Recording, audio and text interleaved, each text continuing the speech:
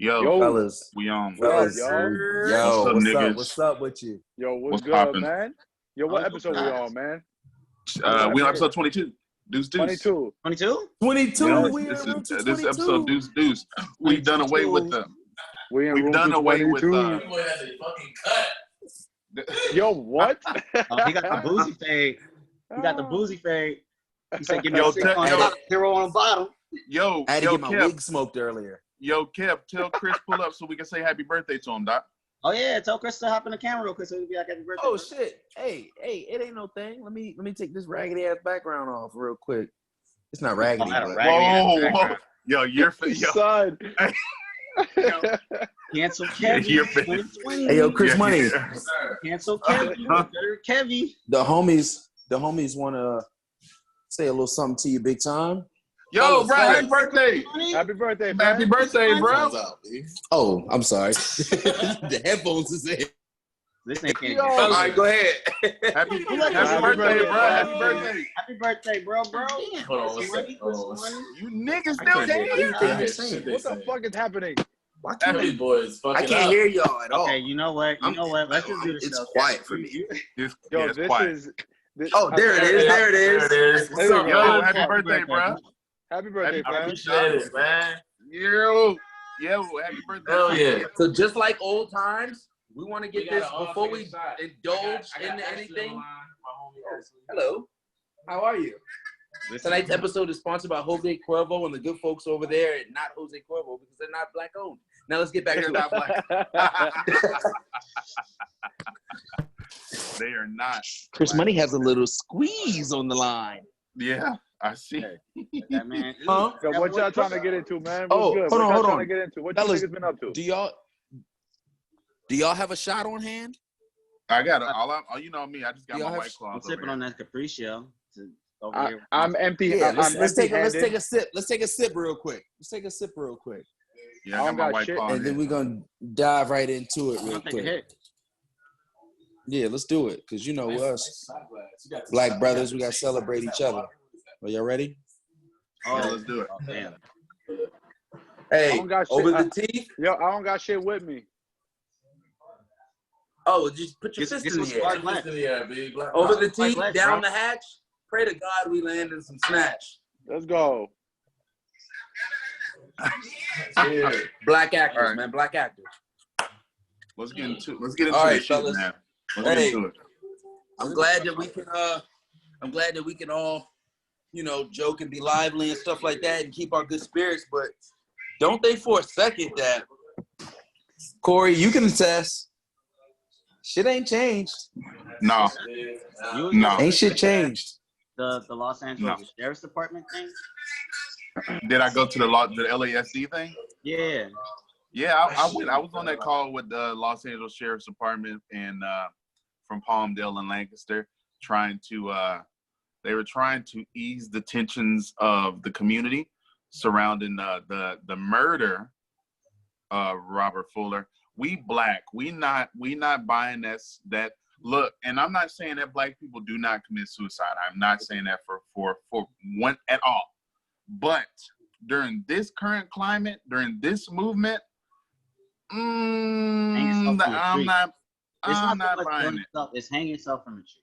Like, let's keep it in public. Yeah, You know I'm what I not mean? buying Like, it. Who? I'm not taking. It's not the case. It's just not the case. It's cap. Yeah, you know what I mean. Like, even any race or creed or color. Like, if you're committing suicide, it's like, you not usually for like attention or anything like that. And if it is for attention, it's attention from the people closest to you. Now, hanging yourself from a tree in the middle of Palmdale during this time In front of City Hall. At City Hall. At At City- City Hall. Okay, like, come on. Also, I I'm don't know not if just- y'all heard. I don't know if y'all heard, but like, What's I up? got a text. I got a text from a former correspondent from the podcast, Chauncey. Y'all remember Chauncey? Chauncey. Yeah, Chauncey. So fucking Chauncey, he sent me an article talking about Robert Fuller, and apparently Robert Fuller's brother got into a shootout with the police in Palmdale tonight, and they killed him too. So No. Yeah. Nah. Robert Fuller's brother he got into a shootout with the police Let me tonight. y'all. Tonight. Let me because I got my laptop right here. Let me. Yeah, look that up, bro, and send niggas an article. Yeah, because that apparently he got into that, and as soon as I saw that, the first thing I said was, he probably got some kind of information from somebody, or he knew something that he shouldn't have known, like quote unquote shouldn't have known, and he tried to go and air them motherfuckers out.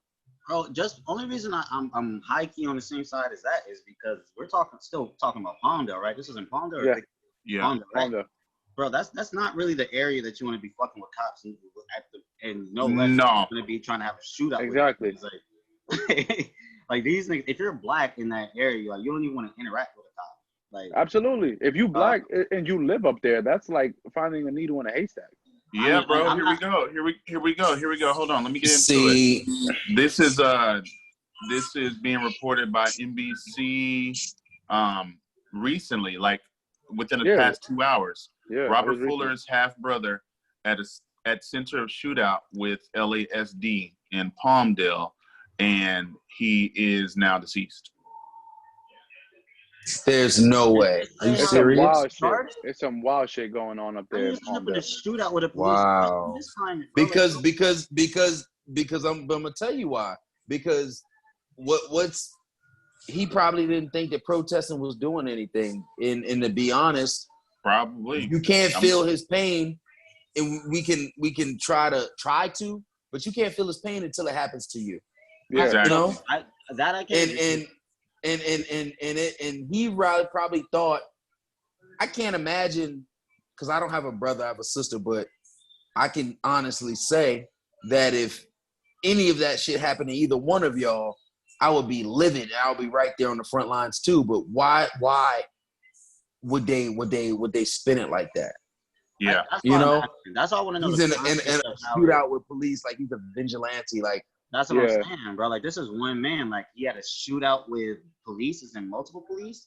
He had a shootout with a police officer. Like, with the Los Angeles County Sheriff's Department, niggas got the firing.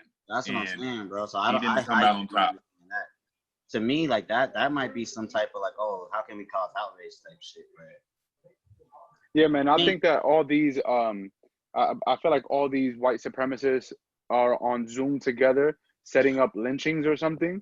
Because there's no coincidence that across the country it's happening. It's happened in California. There's been what, 2 or 3?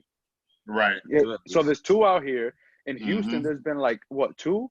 2, and I want to say 2 in Houston. No, I think it was 3 in Houston, if I'm not mistaken. I think a woman was found in Houston too, if I'm not mistaken. Yeah, I know it was. So I think it might be 3 in Houston. And then in New York, there was another one. So it's like this is happening in every single fucking part of the country. This shit is not a fucking coincidence. No, not at all. There's not a fucking coincidence, man. And I don't know what the fuck is going on, but I'm gonna go ahead and say that shit. I think police is involved in it. I think they're doing this shit to spark up some shit. For whatever reason, they're doing it, but there's some foul play going on.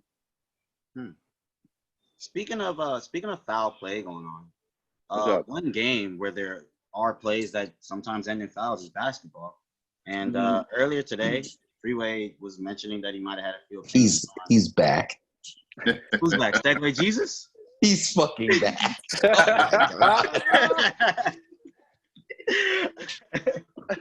Freeway was mentioning a couple games. Freeway, I don't quite remember what you were saying. Can you tap back into that with the NBA? Because there's something going on with the NBA, right? So with the NBA, they're scheduled to come back July 30th.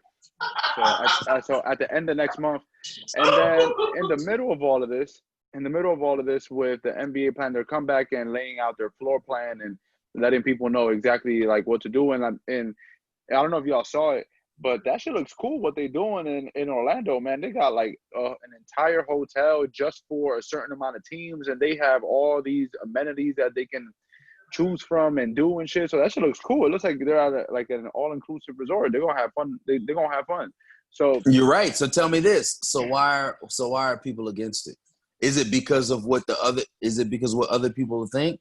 Is it because they really want time to be for the cause?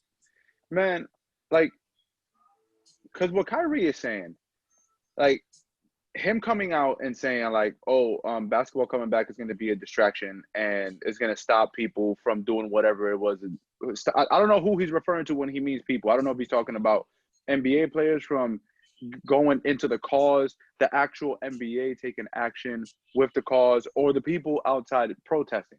So my problem with him saying that is, if you're talking to the people that are outside protesting, and us being those people that he is talking about, like, oh, when the NBA come back, we're going to be stuck at home and we're going to watch games and not go outside and protest. My issue with that is you depend on us to watch the game so you can get paid, to buy your jersey so you can get paid. You get paid because of our hard work and things that we do to make sure that you can be able to feed your family. So you want us to make sure you have money in your pocket, and then you also want us to go out there and protest for you for the same fight that you're fighting for. You want us to do all that while so if the NBA doesn't come back for whatever weird reason now, and now you're just at home, now what are you going to be doing? Because from what I heard, Kyrie hasn't been doing anything. He's been quiet this entire time. Or is it the media? Is it the media just not showing what they've been saying? No, because apparently, I think it was Matt Barnes. I think it was Matt Barnes who mentioned it. Matt Barnes mentioned it and said that Kyrie wanted to go to Orlando. He was for it, but since he's hurt, he can't go because he can't play. So it's a liability. Like, you can't have another body there. So now after Kyrie got that news, apparently he was like, fuck it, don't bring the NBA back. Let's form our own league. And it's like, all right, so what narrative are you going with here? Like, now you're trying to send the wrong message out, because if you're also trying to insinuate that the NBA coming back is going to stop millionaires from fighting for the cause, that's the dumbest thing I've ever heard. Because LeBron, while being active in the NBA, still currently playing, LeBron opened up a school. A whole school. He opened up a whole school, was working on TV projects, film projects, all while still being active. Kareem Abdul-Jabbar, back in the day, was out protesting with the Panthers and NAACP and still was playing. Muhammad Ali was outside protesting and in the front lines while he had boxing matches. And Maya Moore. Literally, in the W. For those who don't know, what did Maya Moore retire to pursue? Well, at first she didn't retire. She just didn't play, I think, a season, and because she was trying to get justice. But then one season kind of turned into way longer, so she just retired. Okay. I don't know if she actually got justice for that person, but no, she did. Because she did. Okay, yeah. So she's fighting criminal justice reform, pretty much. Yeah, and this was 5 years ago. So it's not like so why isn't that at the limelight? Why don't a lot of us even know about that? I mean, I'm gonna tap into this in a little bit, but I think it's because. But it's crazy because it seems like you have to go looking for stuff like that these days. You know how huge that is to just let that shit go. Yeah, you know what I'm saying? We literally just finished celebrating. Shout out Megan Walker. She's on the New York Liberty, and that's a blessing, right? A blessing, life changing, and I commend her, and I also commend Maya Moore. But to leave it all behind for something that you believe in, and yeah, absolutely, and all the nut crazy shit that they post that doesn't even matter, and I just found this out by y'all telling me. Yeah, because it's like how you said, like how are people finding this out now? I feel like that news was only on ESPN, and then it also plays into like how Black women, how their voices and their actions don't get get as much recognition as a man. They don't get the recognition. It's like true. It's true. If a man did that shit, like if a man, it'll be all over the news.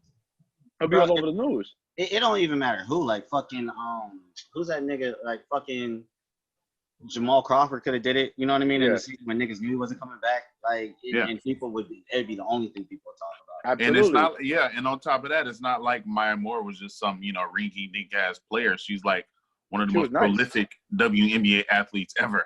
She was nice. Tired. Right. she could have played for the Knicks. They probably needed her. They still do. They probably needed her, Doc. At this point, that's the next injustice she's gonna fight. The Knicks. That's a fucking enough. That's enough. All right. But back to Kyrie and his stupidity. So like him saying that the NBA being a distraction. These guys have teams, they have management teams, and they have huge corporations of people that you mean to tell me Kyrie goes to Nike right now and says, hey, I want you guys to help me launch some kind of initiative, whatever it is that his plan is. Because in the middle of all of this, Kyrie saying, fuck it, let's not go play, and because it's going to be a distraction. He never announced what his plan was. You can't tell people to stop doing something and then not give them an alternative. Because then they're going to be saying, they're like, well, you told us to stop. And it's like, okay, now what? Like, what are we going to do now? To play devil's advocate, outside of really, really recently, as much as we've heard about Kyrie, he hasn't himself, this nigga Corey, he hasn't himself come out and said like, yo, the NBA shouldn't come out. This has mostly been needed. So let's say that. Let's say that for me first off. That a lot of Bring it home. Up until him and like Avery Bradley and like all the people that were in that coalition put together that statement. You know what I mean? There wasn't too much that was said. But to Jimmy's point, a lot of what the rhetoric in that motherfucking statement was like, yo, everybody should, as opposed to we think this, so this is what we're doing. It was like everybody should be doing this. So we're saying like this is it. Like if you ain't doing it, then you on some nut shit type shit. Yeah, for real. I think Kyrie is exactly right by thinking that it's a distraction. But I also disagree with thinking that he would literally give up everything. Right, yeah, that's nuts. It's easy for Kyrie to say absolutely give up everything. And I like Kyrie. You know what I'm saying? Like, I'm not gonna tear another black man down by his views, but come on. Like, you know what? Kyrie has always had views and opinions that were problematic to the rest of the NBA. I mean, he did fucking say that the earth was flat. He's a flat earther. We haven't forgotten, Kyrie. We ain't forgotten, nigga. Never forget. Jesus. Forgot about Kyrie, why did you have to do that? Yeah, man, but like him saying that if he goes to Nike and tells them like, this is what I want to do, I need your guys' help to be able to do this because the NBA is coming back and I need to play. Nike will go around that fucking campus in Oregon and pull people from little different teams and be like, all right, Kyrie wants to do something. We put y'all together to do this. Nike will do it. Nike will fucking do it. If Kyrie goes to his management team and tells them, hey, I need the best people to do this for me while I'm doing this, it'll happen. These guys have millions of dollars. They have the resources and money to be able to do it. There's no reason why Maya Moore, with less money and with less resources, she gave up her career for the better of somebody else's life that she doesn't even know. But Kyrie is just telling people to stop playing and he's not taking action in anything. And that's my problem. He's not taking action in anything. But on a national stage, how many people do you think is going to watch the very first NBA game to air after this pandemic? And you know how big of a stage that is? It's a lose-lose because like, if you play, you're a sellout. If you don't play, then will you really give everything up? No. Yeah. What Kendrick Perkins was saying.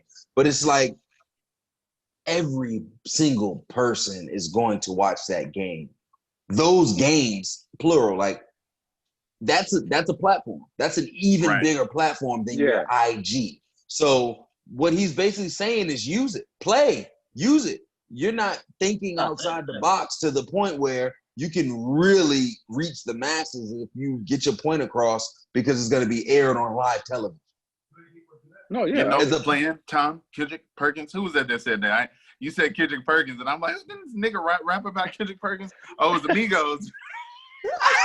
There's no way. Kendrick Perkins, I seen a meme that said the real Kendrick was spitting. Yo, that's mad disrespectful. Wow, disrespectful. That's crazy. But yeah, son, like God. The NBA is gonna come back whether he likes it or not. He wasn't playing anyway. Yeah, they're not slowing down on coming back. They're for sure and it's like what I've been telling people the last few days, man. Those who want to make a change, they're gonna do it regardless if the NBA is there and if the NBA isn't there. They're not gonna find an excuse. They're gonna fucking make it happen regardless of what's going on. So that's just a cheap excuse. I'm not with it. No, I see what you're saying, bro. I mean, that is. I mean, the NBA is still a corporation at the end of the day. They're going to do what they have to do to start making money again. You know what I mean? Yeah. And now with all of these corporations and companies doing all of this performative activism, if you don't think the NBA was going to come back during this time where to highlight black athletes, niggas are really nuts. because Yeah, that's exactly how they're gonna turn this thing. This is gonna be a time for them to focus on what black athletes have brought to the National Basketball Association, which is essentially everything, because the popularity of the organization comes from black athletes in general. So for all you niggas out there who really thought or who are thinking that some of these NBA players are gonna give it all up just to take a stand, come on now, they're not. They're quiet. Like, They're not. Like, the ones not making no money for real. Like, no, they're not. The niggas with endorsements might like consider doing it and might actually do it. But people that like just got this little $1 million maybe, and this is like if they play a certain amount of games, like, you know what I mean? Like, them niggas are not gonna like. But at the end of the day, like, I see fraud in everything. I see these rich guys saying, because I truly believe that LeBron is genuine. I truly believe that if you can essentially sense that you can tell from I truly believe in my heart that if LeBron thought that the season resuming was going to literally deter from all of the things that's going on, I really don't think he would resume. Yeah, I agree. I really don't think. But then you got guys like Ed Davis, a Richmond native, raggedy ass nigga, is basically just saying, and even though he's raggedy, he has a point too.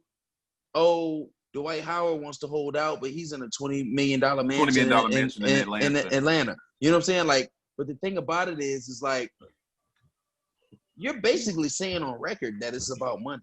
You basically saying that if you had $20 million, then you basically wouldn't really give a damn either. Yeah. You're basically saying that you're hungry. It would be easier. And it's cool to be easier. hungry. But come on. You gotta money doesn't have anything to do with the revolution. All of us have been to a protest, and we don't. And Heavy Boy don't have a goddamn.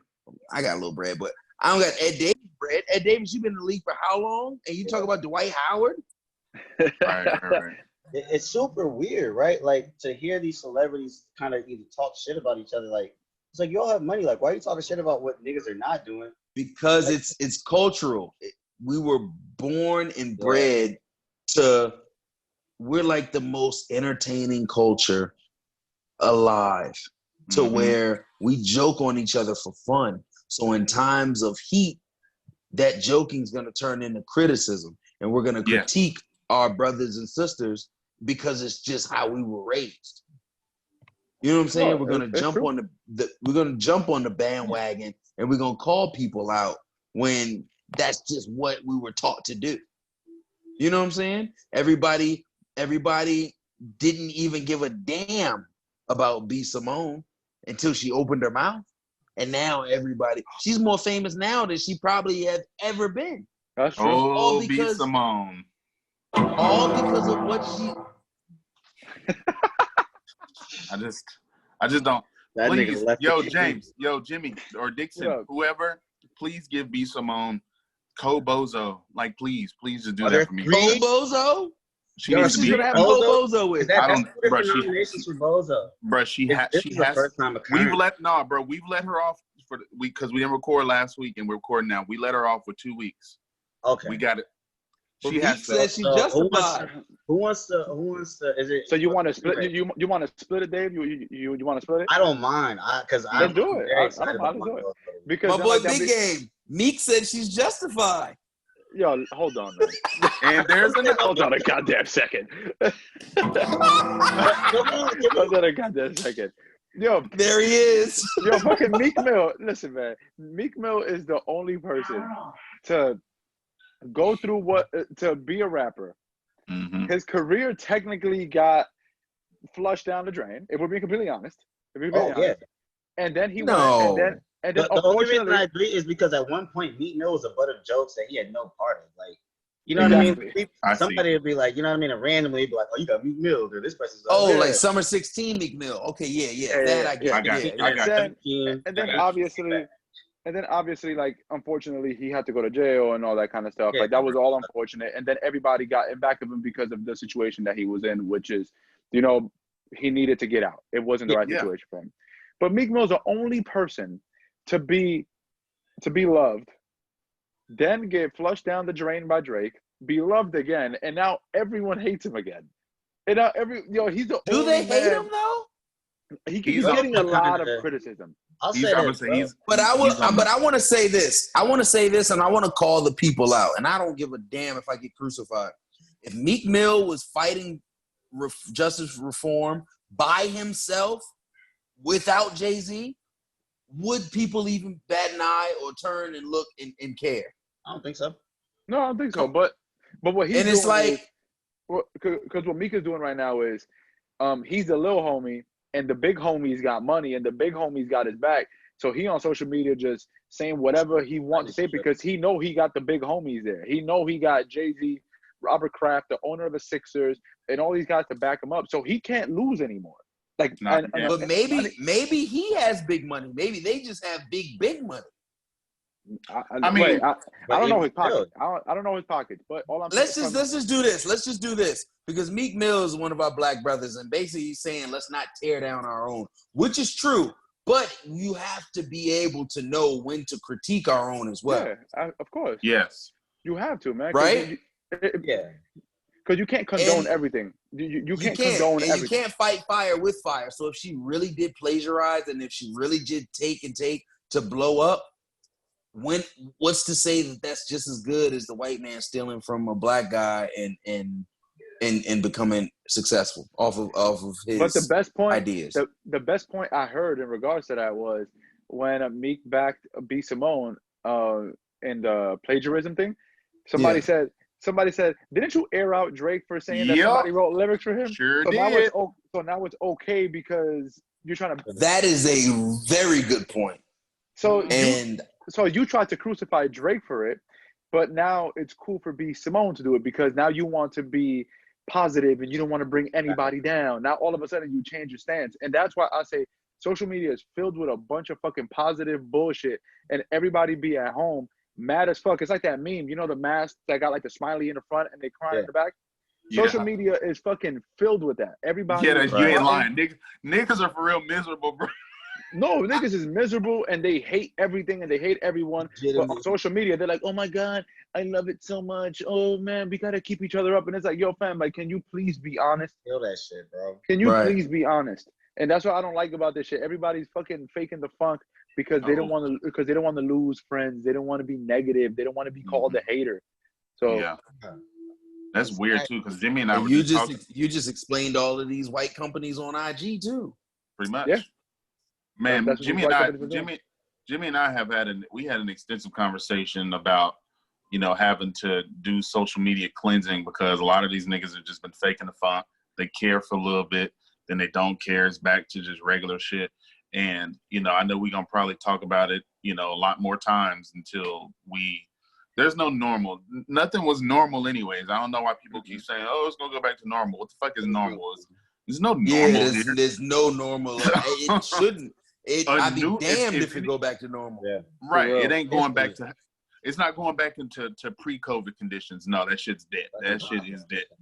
But I know for sure up until we get to, you know, the trials and all of the stuff that we're really waiting on, we're going to still all probably be airing niggas out.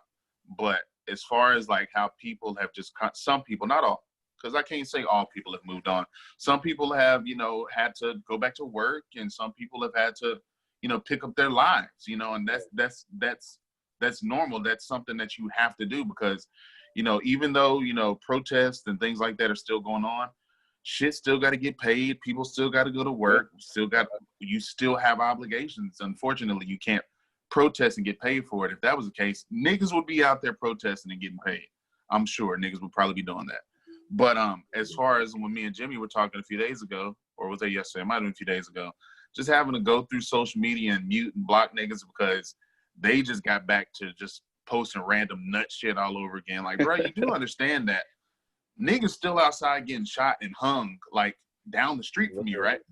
Yeah. And it doesn't make national news. And it don't. And we're having to constantly try to like push this to become more of like widespread media. I don't care what niggas put on social media, to be quite honest. It's your social media. You do it. You use it the best way you see fit. It's meant to connect and have fun with people. Absolutely, I love having fun on there.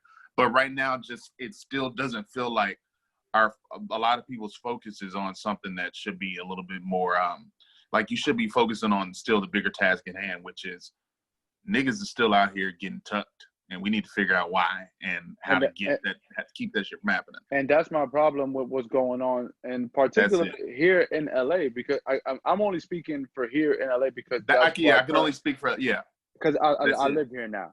So from what I've been seeing, like as soon as bars opened up and like fucking restaurants and the beaches and the pools and all that kind of shit, it's like people just was like, oh, we was protesting, cool, let me just go to this restaurant and let me go do this, let me go do that. And people now all of a sudden, and they're not even being responsible with it. They're out there without masks. They're out there in big groups of people. Also true. They're doing that shit. Like there's still something else out there, you know, but it's just annoying now. Like there's still a lot of shit going on. And like Corey said, I don't care what you do. I don't care what people do with their social media. You can do whatever the fuck you want on there. But right now, like it seems a little bit insensitive for you to go on social media right now and you're showing off your glamorous fun life and all the fun you're having with your fake ass friends and all these people that you really don't even like, and you're just outside with them just to show that you have friends and that you're hanging out. But then like there's people that look like you that are dying outside, you know? So like, and I'm not saying like, oh, don't go out, don't have fun. I'm not saying that. I'm just saying no, not at all. Just like just be mindful that there's still something going outside, and while people are spreading awareness on social media, you're uploading this like, oh my God, I'm having so much fun. Look at me, I'm having so much fun. And it's like, and you're right. And you want to know what? It's fun. A learning experience. It's a learning experience. And to be honest, I got to dive into this real quick because I got to put myself in their shoes really quickly. Yeah. There's a lot of posts I'm seeing about Yemen and Ethiopia, right? And it's and I don't know a lot about it. But I looked myself in the mirror earlier and I'm just like, why am I not quick to learn about it? Why am I not quick to like indulge in it? Because when it's not directly affecting you, it's not urgent. Of course. And it forced me to like learn more about it. And it's just like, that's what they think about us. It's not urgent. I'm you know what I'm saying? And and I didn't have any malice in my heart when I didn't really post about Yemen or learn about Yemen. And it's tragic what's happening over there. But it's just like, this has been happening to us for years. Years. And we're not forcing you or trying to twist your arm about to post or to spread awareness. We're not doing that. You have to dig deep in your soul and think, you know what? The people who follow me, the people who look up to me, the people who listen to me, they're going to look at my stories. They're going to look at my Facebook posts. They're going to look at what comes out of my mouth, and they're going to listen, right? Yeah. Whether you be Indian, Spanish, white, Asian, black, white, it doesn't matter. Yeah. So it's just like, you have to choose. It's a compassion thing at the end of the day, you know? And it's like the same reason why it's like, they're like, oh, will black people pull up if there was Armenian Genocide Day, or everybody always has a counter, and it's just like, it's not productive. Everybody always wants to win. You know what I'm saying? Yeah. And the whole time everybody's losing. Yeah. I mean, black people in this country, bro, historically, the fights that our ancestors, even like Jim Crow and all, like, during the early civil rights era, our ancestors have essentially fought everyone else's fight when you really think about it. Because when we think about a lot of the rights and things that we acquired in the early 1950s and 60s, they were applying that to women, and they were applying that to other marginalized groups. It wasn't specifically for black people all of the time. You know what I mean? Right. So whenever I think about when people say, oh, would black people pull up for this, that, and the other, we've pulled up for everyone. We have. Everything. Historically, our rights have essentially turned into everyone else's rights. Yeah. You know what I mean? You can't spell pull up without black people. Period. And of course, this is no competition to see who's the most marginalized group, who's going to stand up and do this and do that. Like, not at all. But whenever I see people say, "Oh, are black people going to do this, going to do that?" Like, nigga, we are always there supporting other people. Now is the time when we're asking more people to support us for once. Like, Yeah. let's not make this a competition on when Black people will do this, that, and the other. Because historically, we've always been there. We've always been at the forefront. We've always been it's the a good point that organizers and Kev this brought and that up, and the man. other. It's true. So- It's true. It's true what Kev said though. Like, everybody turns it into like this race to see who's more abused. It's fucking weird. It's like, oh yeah, well that happened to you. Well, this happened to my ancestors. This like, happened yo, to fam, me, like, right? fam, like we're not comparing a series of unfortunate events. We're not doing that. We're not. At this point, we're just telling you like this is currently happening. This has been happening. We just want more people here on this side. Yeah. Because if we win, you're all going to win. Because guess what? You are just as marginalized as we are. So this is the same fight for everyone. If you want to bring your Armenian flag to the fucking Black Lives Matter protest, bring your fucking Armenian flag. If you want to bring your German flag or whatever it is, bring your German flag. Well, Represent. maybe not German. Well, I mean, bring it if you want, but no, maybe not German. Maybe not German. No, but you know what I'm saying? Like if you're there, if you're there and you see it and you feel like, well, how come they didn't stand up for me? How come they didn't do it for me? Mm-hmm. Like you can come with your people and you can represent your people too, and you can walk that walk too. Like it's not that difficult. It's not like we're gonna see you walking down the street. We're gonna be like, nah, sit this one out. We don't need you here. We're not gonna do that. You're gonna be welcome there. And I feel like we're blessed to be in LA right now because we're really in one of the most diverse cities in America. And I don't want us to be in LA and think, oh, everywhere's like this, and like the younger generation is really at the forefront. It's not. It's not. We are blessed. You see footage. I see footage from back home in Richmond, Virginia. I see footage from Florida. Hell, Newport Beach is still in California, and the racist activities and the counters. Yeah. It wasn't in your face until we started, and I'm not going to say protest, I'm going to say standing up for ourselves. Yeah. Okay. And people are stuck in their ways, and people are just thinking that we're just animals, and people will see the worst thing that a Black person has done, maybe their own experiences, maybe on TV, and they look at all of us exactly like their experience that they had or how they were taught. Of course. And there's no getting them out of that. Oh, but I might have a Black friend and they're cool, but they're not like that.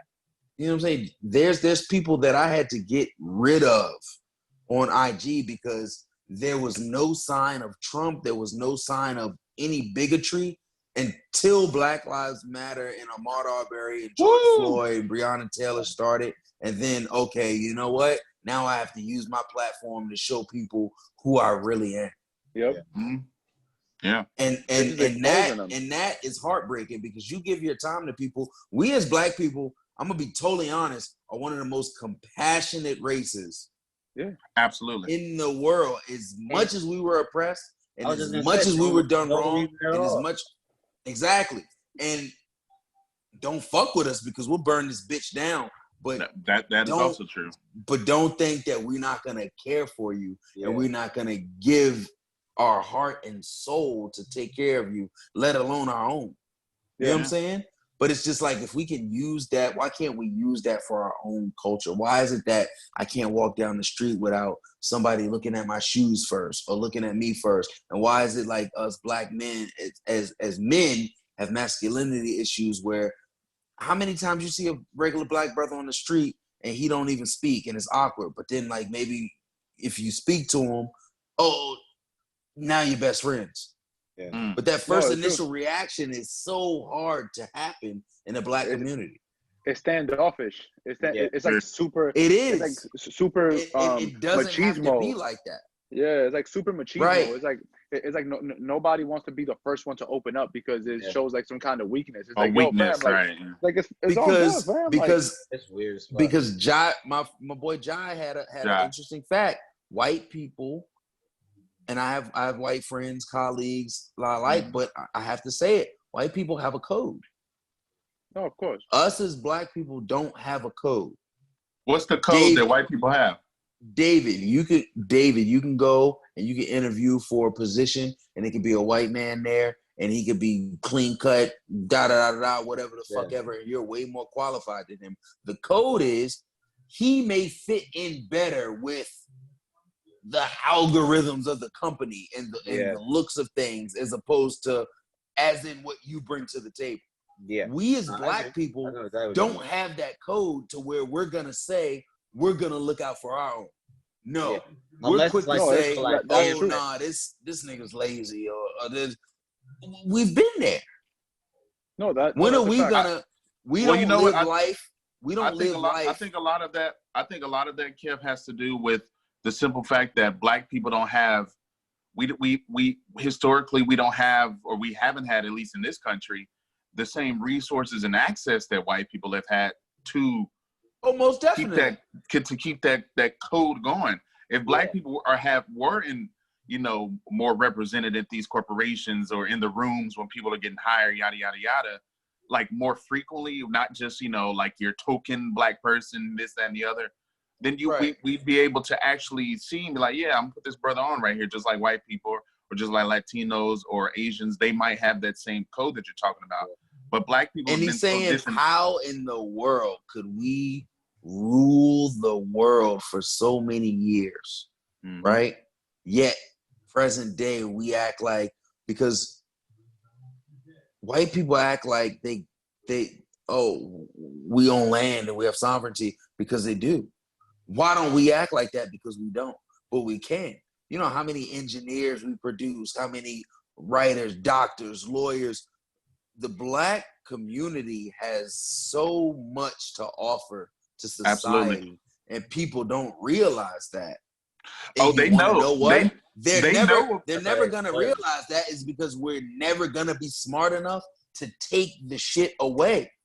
Yes, we can post black restaurants. Yes, we can post black this, black that. When are we gonna do it? When are we gonna stop spending money? And I'm a victim. I got a bottle of Jose Cuervo over there right now from Smart and Final. When are we gonna start giving back to our own community? I know, boys. I know. But I'm riled. No, I'm that's just true. saying, like, a lot of people don't even know where to start. Because I can go outside right now and look to my left, to my right, behind me, in front of me, and there's nothing black owned. And I'm not even in Beverly Hills. You know where we are. Okay, but You know what I'm saying? But then when you really... Kevin, but you just went to a black-owned restaurant not too long ago, did you not? I did, but why did I have to drive all the way there? When are we gonna start infiltrating Hollywood? When at one point in time, black people own Hollywood. Eddie Murphy ran this whole bitch for how many years? Shit, you know what I'm saying? I told Corey on Sunday when I saw him, there was a soul food restaurant right here on Hollywood Boulevard. Yeah, right there. Was it Hollywood and Orange? The shit is closed down. There was a soul food What was restaurant. it called? It was called Soul. Soul on Hollywood Boulevard. They were amazing. Had an upstairs. They did an amazing brunch. They're closed. Yep, they closed permanently.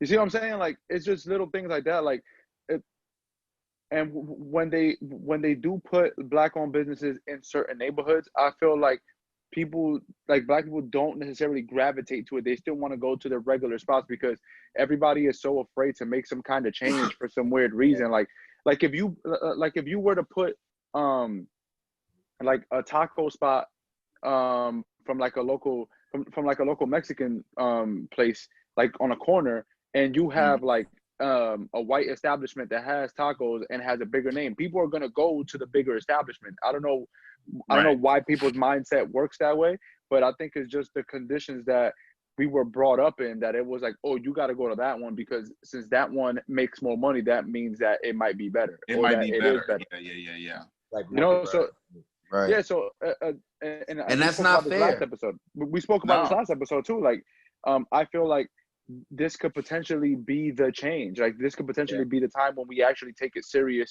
and we go and support one another and we buy from. We really buying black. I can tell someone now, that has a business. Niggas are really buying black right now, bro. More than I've ever seen in my entire life. I kid you not. I've never seen, and this it's a beautiful thing to see. Black people, and just how we can really take our money and really put it into us and other Black businesses. Yeah. Like, to see it is beautiful. We've always had the potential to do it. It's just like Jimmy said, sometimes we get really, really caught up, or we're used to going to a certain place that we won't step away from that to help someone who looks just like us, not realizing that they're also trying to get to a point of where, people rely on them. You know what I mean? Like, that's where they're trying to get to. So why not try to divest your money and your time and energy into supporting them if you can? You know what I mean? Not everybody can. Not everybody. Sometimes, especially with smaller businesses, sometimes their price points start off a little higher versus bigger businesses. That's how it is. We know how e-commerce and things like that work. We're all smart here, but I think brand loyalty, but on top of just being loyal to your people, that's starting to kind of to cross over now, because now you're starting to see more people just put their money into Black businesses. And if we keep that up, I really think what Kev is saying, us really taking back some things that are our shit. When we were talking about in the chat the other day, how Black people really came together to essentially or indirectly cancel that buy of the CMI group when they were trying to buy the Crenshaw Mall. How Black people really came together, and they was like, "No, this shit's not happening. We're gonna figure out a way to stop this shit." Okay, so now I have a question. Now, because I wanted to talk about that. Okay. So why did it take everything that's going on outside for a group of Black people to get together and get that mall back? Why did this need to happen in order? Why didn't it happen when it really initially happened? They started the coalition before this. Yeah. So like people have been trying for a minute, but there was no attention on it because like now that all the things that are going on, like more people are paying attention to shit like this. As soon as the Crenshaw Mall went on sale, the coalition started to try to figure out how they can get more Black investors to go in on it. It's just white people be having deeper pockets early on in the game, and they can just offer money right then and there. Don't forget, Magic Johnson's been trying to bring a football team to LA for how long? So I mean, because he owned most of what was in that mall for a minute. He owned the mall and the movie theater. I know for sure he owned the movie. For sure, the movie theater, yeah. But then he sold that a few years back, and then I heard the mall was up for sale behind them trying to get a team, or maybe behind them trying to get a team. But long story short, people have been trying to get this shit off for a while. But I mean, thank God what happened, because now it looks like whatever they are trying to put in there is like a much better thing. And it seems like gentrification is going to slow down for a bit, because obviously nobody's going to want to move after this shit happens. So I feel and now I have to, because now since you can't remove that and put your white condos up there and all your white businesses, now potentially that mall can be filled with nothing but Black-owned businesses. Yeah, the only thing I wish that would have happened, I wish this would have happened after we got a Whole Foods like in Inglewood. You know what I mean? Just so it'd be like, all right, y'all niggas are set. Like now we got to y'all got a what and where? No, I said I wish this would have happened after we got a Trader Joe's in like Inglewood or near Inglewood. Not Trader Joe's, like Whole Foods. Orange County? Near Inglewood. OCD is back. OCD got a Traders. Hey, I'll talk to y'all later. that's what I'm talking about. And you can go in there without a mask. I heard Orange. Orange County is like fully open. Y'all can go in Trader Joe's without masks out there. He was just here the other day, bro. Y'all niggas, no cap. Y'all walking around with no Jimmy caps. Whoa. I'm really in. Speaking of niggas walking around without caps and we're just gonna let that go. Hold on. No cap. Thank you. Well, because another point I wanted to make about the mall was how come all these entertainers from Los Angeles, they rap about the hood, they rap about all this shit where they grew up. How come none of them tried to even buy it or even talk about buying it or get together and buy it? Like how come they didn't do that? How come these people, they rap about all these things, they show like they stand for all these things, but then when it's time to actually put your money where your mouth is, because if we're completely honest, rap is just people talking. That's all it is. People are rapping about stuff that they don't really live and all that kind of shit. So when it's time to actually put your money where your mouth is, where were all these people? This mall, it was only $100 million, right? 100 mil. That's all. That was Bro, it. Bro, if you That get was it. five, no, you're not for real. Like But if I you get think about it, that's not a lot. That's not a lot. no, if you think about it, 100 million. If you get Dr. And a Dre, mill out of fucking bread. I mean, that's no, a lot of bread, but no, But 100 mil for like that space is that's not. yes, that's like not bad at all. 100 mil to Dr. Dre. You get Snoop Dogg. You get all of TDE. They're all from here. You get all those guys. That 100 mil comes in a matter of minutes. That 100 mil. You could get that fast. But now that's what didn't. people's true colors show. That's what people's true colors show. And that's why Snoop's after from all Long of this, Beach. He can give a goddamn about you know what I'm saying, the Crenshaw Mall. Like everybody can rap about it, but then we trained to have a thought process to be like, oh well, there's nothing we can do about it. Damn, they got us. It's nothing. It's something else to rap about and sulk about, which in reality is just bullshit. It's true. Speaking of niggas rapping and talking about bullshit, You like my? did you like how I segued you into that? You like that? There you go. I like that. There we go. Somebody suck that baby shit. Somebody suck that baby shit. Yo, what is happening, man? Good, Corey? Yo, my bad. That's the soundboard, bro. My bad, dog. My bad. Show's still on, dog. Wait till after the show to get it. My bad, dog. Go ahead, Dixon. Go ahead and slander Cole. That's what you can't wait to do. You can't wait to. Bro, I'm here to slander this nigga J. Cole. Yes, because I had a lot of people hit me up today waiting for this. So oh my God. Go ahead, Dave. I've been waiting for this moment for a very, very long time. So to get into a backstory, J. Cole recently released a song yesterday called Snow on the Block. If you haven't heard I kind of want to. As soon as he released that, I'm like, damn, I kind of want to watch that movie now, Snow on the Block. It's not a bad movie. Somebody said Snow on the Bluff out loud when the song came out, and I was like, yeah. Like, I ain't seen the movie in a minute. I might go watch it. I ain't seen it in a while either. Yeah. But yeah, so he releases a song called Snow on the Bluff. The song being mostly about, if I got to be quite honest, mostly about how he personally feels about people sort of talking about either rich people regarding this movement and what they are and aren't doing, and even himself. Like, he goes specifically, it seems, into the criticisms that may have came from a rapper named No Name, formerly No Name Gypsy. I would personally say somebody who's followed her most of her career. She's more of an activist than a rapper. For sure, absolutely. More of an activist than an artist. She's personally worked like a lot of her career is like trying to put like black people on to like. And she's from DC, right? I think. DC, no, or Chicago. Chicago. Oh, okay, Chicago. Okay. Chicago. I know she's a Chance the Rapper. She came up with Chance. That's why Chance. That's why Chance. They don't like Chance. Oh, okay. Wow. One thing I'll say about her. Unlike a lot of other rappers, like she's truthfully like she'll live this shit. Earlier I looked up because when we were talking about this, I looked up what she might have said about J. Cole, and there was also an article in there when people are criticizing her activism and criticizing like how she was kind of going about it about a year ago. And she took it upon herself to like read some literature that people were recommending to her to try to make herself a better person at like, you know what I mean, what she was trying to do, because she understood obviously what she was trying to do is bigger than herself and like her ego, right? So this isn't to say that she isn't highly critical of capitalism.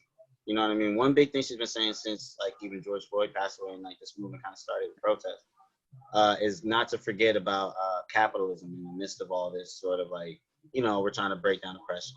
Like how capitalism like works against us as black people and all Americans, truthfully, but definitely against like black people in America. So in saying this, she also said like we need to hold black millionaires and black billionaires accountable, and said like some of these top rappers have been running around talking about some of this shit. You know what I mean? They haven't really been doing too much, and you know what I mean? We need to be holding them accountable. Like yo, like all of us are putting money in like these bail. She pulled cards. Yeah. Like she didn't name no names. I'll say that she didn't say nobody's name. I had no idea about this that she even said this, but yeah, okay. Yes, but and you know what? Truthfully, this was in the midst of because I vaguely remember her saying this. But this is in the midst of everybody saying this kind of thing. So she's not the only person. You know what I mean? I was saying this on the last episode. We talked about this. You know what I'm saying? Like, so J. Cole in the song mentions a young lady who's tweeting about certain things that are kind of like, and it came off to me as making him insecure. You know, I might be wrong. You can go listen to the song and read the lyrics. But to me, it came off as like, okay, he's reading these tweets. This girl is like tweeting and stuff, and she seems like she knows what she's talking about. He mentions that she's a bit more educated than he is. And, you know, it's making him feel like, okay, a kind of way because now he's kind of feeling like, okay, you shouldn't be talking down on the people that you're either trying to lead or like, you know, trying to get in this movement, like people you're trying to educate, shit like that. He's like, you shouldn't be talking down to them. I got the lyrics right here too, if y'all need me to go in through anything, but yeah. I think, For the listeners who don't know, because I feel like a lot of people don't know. And I feel like a lot of people don't know his what he was trying to get across. A lot of people think it was like a lot of malice in it and it was a lot of hating in it, which I don't believe that at all either. You know what? You know? Here's what I want to emphasize, because even though I'm gonna start off by saying I'm not a big fan of J. Cole, and I look for any reason to slander J. Cole. You know, in real life, there it is. I don't think I do it much. I don't think I've done it much on the show. I've given all that to Nas. You know what I mean? But in real life, if he catch me, I do not hesitate to slander J. Cole. However, I'll personally always say, like, he seems like a level-headed person, and he almost always seems like somebody who tries to be on the right side of history and stuff, right? So yeah, I do agree. What J. Cole said specifically did not come off as malicious or even like he was angry at her. Once again, to me, it just came off as J. Cole feeling a kind of way, just because he, like I said, he criticizes the way she leads, and then like calls himself like he says somebody talks to him and says like he feels like snow on a boat towards the end of the song.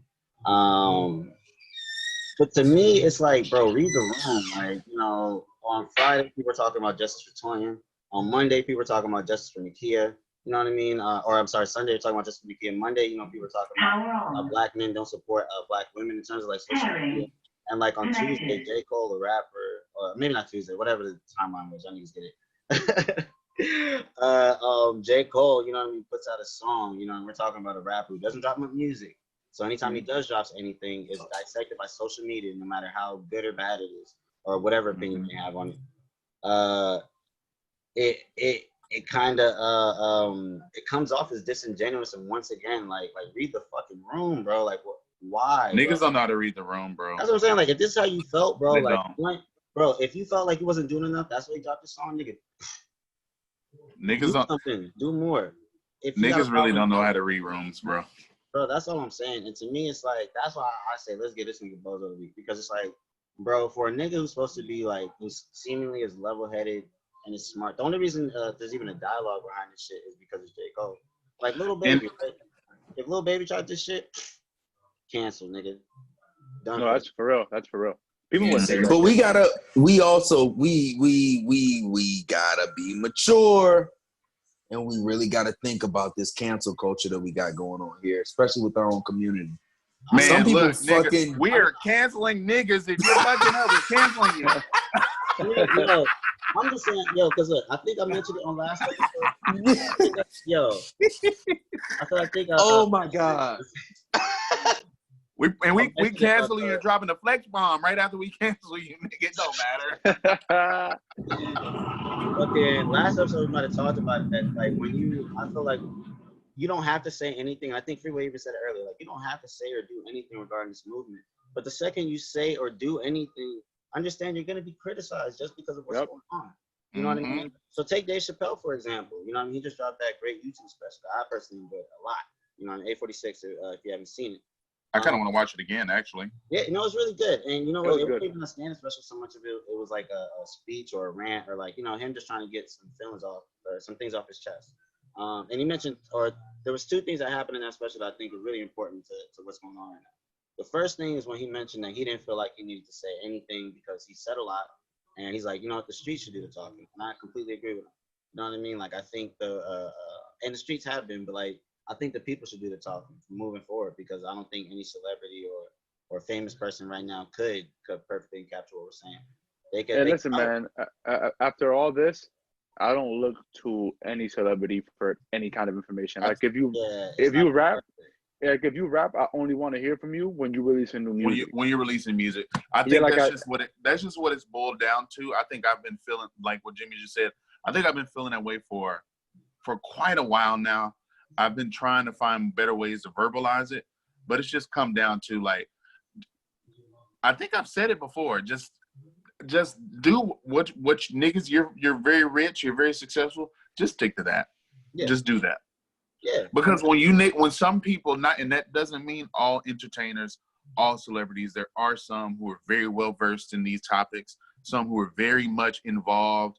You know, we acknowledge those and we know who those names. Yeah. But the ones who out of the blue sometimes try to come in and be fake deep and then they just sound nuts. Yeah. You need to just go back to doing the rap shit or the singing or the acting because man, you sound nuts. Okay, no, and that brings me, bro. Now, but hold on, that brings me perfectly to the other thing that happened in the Dave Chappelle special. That's really important. Mm-hmm. When that nigga mentioned all those names at the end and didn't mention a black woman, you know what I mean, or any black woman that had died during this thing. And the only reason that's important is because going back to what he said earlier in that shit, like him speaking out on anything regarding this shit immediately opens him up to criticism.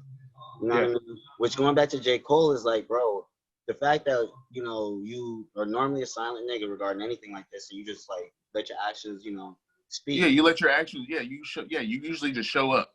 Yeah, and the first time you kind of choose to say something, it's like a criticism of a young black woman who's been doing right. Like she's been doing almost the exact same shit you've been pretty much doing.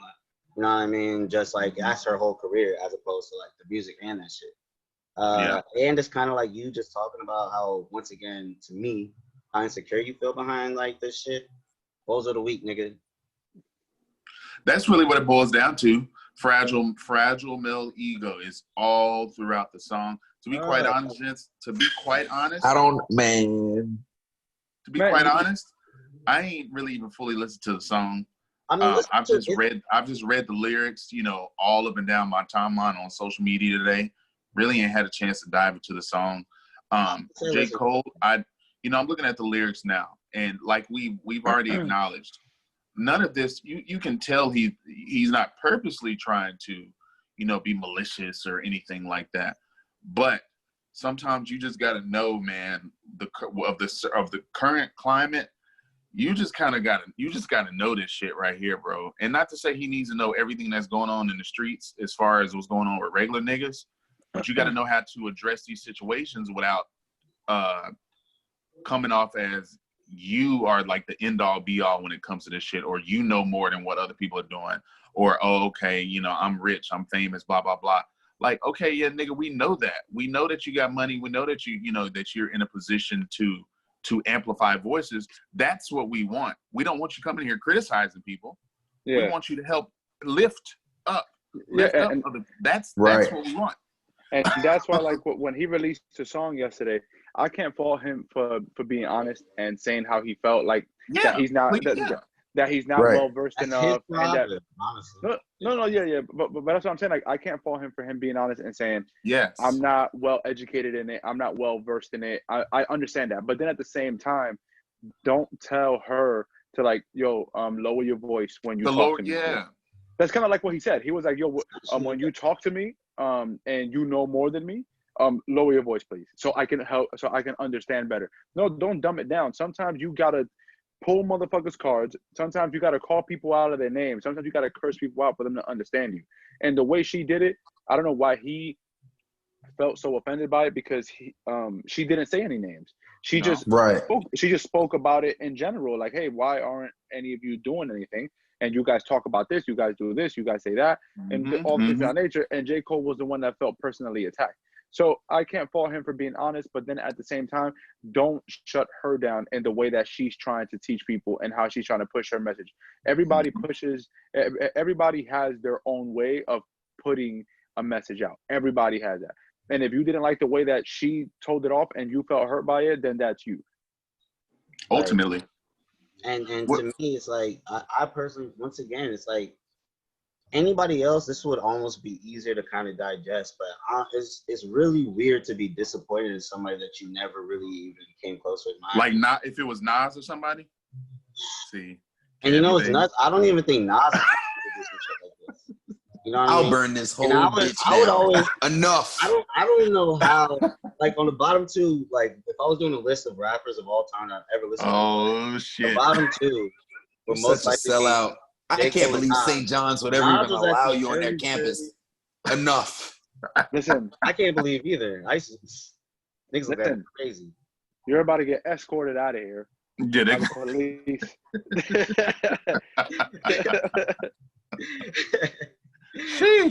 I can't believe this. didn't make them trash. Yo, Are you nuts? Hey, look. Okay. It's very, very telling that Lil Baby and J. Cole both dropped songs regarding shit that's going on right now. And only Lil Baby shit hard though. No, his song is good. Jay-Z. Lil Baby's hard though.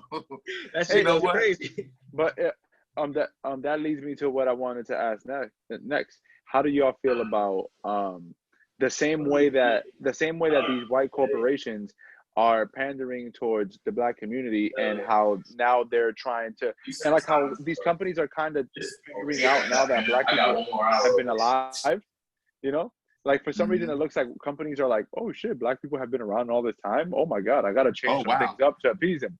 So how do y'all feel about rappers now? Niggas canceling Aunt Jemima and Uncle Ben now, all these fucking years for later. real. That's how crazy they're going.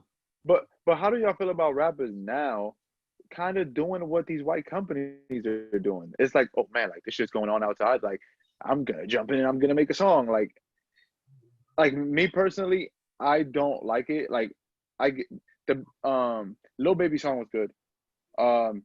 J. Cole song wasn't bad. You know, like a lot of the songs, the message is good. I get it. But at the same time, it's like, all right. It seems like, really convenient. Yeah, it seems really convenient that you're doing this now, because like how Dave said, J. Cole doesn't drop music that often. So now during all of this, you decide to drop a song. You know, YG did what he did. He did his clown shit, and he went and released a song. Meek Mill went and did his clown shit, and he released a song too. He also, I want to mention, he did 6ix9ine in that song. I think it was some sort of 6ix9ine. You see, I didn't even know that because I didn't even listen to it. As soon as I saw that he dropped that song, I was like, yeah, man, I'm good with that shit, man. See, my thing is, to answer your question, Jimmy, artists, you know, should be able to protest in their music. That's what the artists that we grew up on. Also, don't forget, the Baby made a Black Lives Matter remix to a song. Oh yeah. So he sure fuck did. him too. Get him out of here. He sure the fuck did.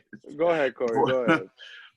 We grew up listening to, you know, a lot of these great, you know, Black artists, you know, protesting their music. You know, Marvin Gaye and Hendrix and Michael Jackson. Like most big name artists, Black artists, legendary Black artists have protested in their music.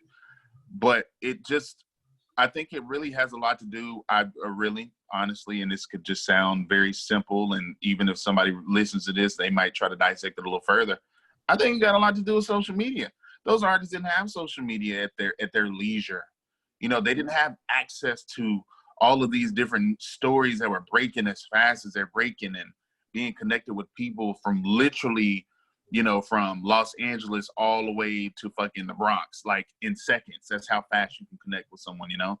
So protesting in your music, I think artists should for sure protest in their music, but don't use it as a way to capitalize. Mm-hmm. Don't do that. Right, exactly. Like how some artists, like, you know, like Lil Baby, or, you know, how, okay, you know that you're going to get the streams and you're going to make the money. How he's like, look, I'm donating every single proceed from this to organization and bail funds. Like none of this is coming to me. And if you're gonna do that, if you know you're following, you know that you're gonna get the streams and the clicks and people are gonna watch a video. You know you're following. You know that you know your celebrity star power. As long as you're not doing it in a way to solely capitalize, I don't have a problem with it. Sometimes it just seems a little disingenuous whenever you see, you know, unfortunately, how YG played it. It came off real fucked up because you're supposed to be there on Tuesday. You bailed, and then you came back out on Sunday, and you weren't there that long, and it was just there to film a video. That looks more sus than a nigga like Lil Baby pulling up, and he like, oh, you know what? I'm here. Might as well do a video and make the shit as raw and authentic as possible. You can tell when a nigga is shooting a video at a protest if it's something that's solely for clout versus, look, I'm just here. My partner's just here. The nigga got his camera. Let's just run it right now. Fuck it. Why not? You can for sure tell who's real and who's just doing it to make some money. Right. So somebody made a funny post about it, and it kind of annoyed me because I was there and I was a part of it. What somebody said, damn, all y'all got scammed into going to a YG music video. and I was tight. We were there. I was fucking tight. We were there. It was history. Look, it was history. It was history on Hollywood. There was probably history. It was probably Dixon. 30,000 people. The fact that we didn't see YG, I'm sticking to the fact that it was history. We didn't see him. He was long gone by the time we saw them. You know what I'm saying? It was a yeah. But Yeah. come on, no. But the thing about it is, watch and see what he does from here on out. That's a good way to go about it. Let's never question his intentions. Just watch his moves. I'll give him that because here's one thing I'll say. I remember, I don't know if we ever talked about it on the show, but I remember when YG dropped that video for Stop Snitching, and we were talking about. I remember that. I think we did talk about it, didn't we? We might have talked about it on the show. Maybe. But the fact that he had that concept for a video, like he was like really trying to, you know what, as opposed to doing the same old ratchet bullshit, let me try to do something that's a bit more, forward thinking. We for sure did talk about that shit on the show. That's for goddamn sure. This nigga had the niggas in the goddamn niggas were on a plantation and shit. Yeah, I remember that. That's right. The hell? Yo, that's right. Easy on that claw, boss. About time for another one. Yeah, I'm over here swallowing. I'm over here down. Whoa. Whoa. Son. Excuse me? What the fuck is going on? Hey, let's get back to it. Goddamn, like Kev said, kind of just watching YG's moves from this point on. Some people we know James. James is a very fuck that. Nope. Ain't no coming back. Essentially, you got to really be proving yourself to come back. For James to give you another chance, you really got to be hella authentic your next go around, to the point of where to the point of where you call Jimmy yo nigga, what should I do? How do I handle this type shit? But for YG to get back in the good graces of some black people, because not all black people feel the way that we feel, of course. We, like Kev said, his moves, whatever he's doing from this point on, he's for real being looked at a totally different way. It's let me see what you're doing now. Are you really about this, or are you proving my point on just trying to capitalize off the movement? So it can go either way. I guess we essentially just gotta fucking wait and see. But I got a quick question then before move on. But go ahead. Is it worse what YG did, or is it worse what J. Cole did? You know what I mean? YG tried to organize a protest and it turned out to be a music video, but it still ended up being a protest, versus J. Cole, you know what I mean, having not attempted, or at least to not our knowledge, not attempted anything like that. What you got on that, James? I know you got some. Yeah, man. It's definitely YG. Yeah, it's definitely what you got?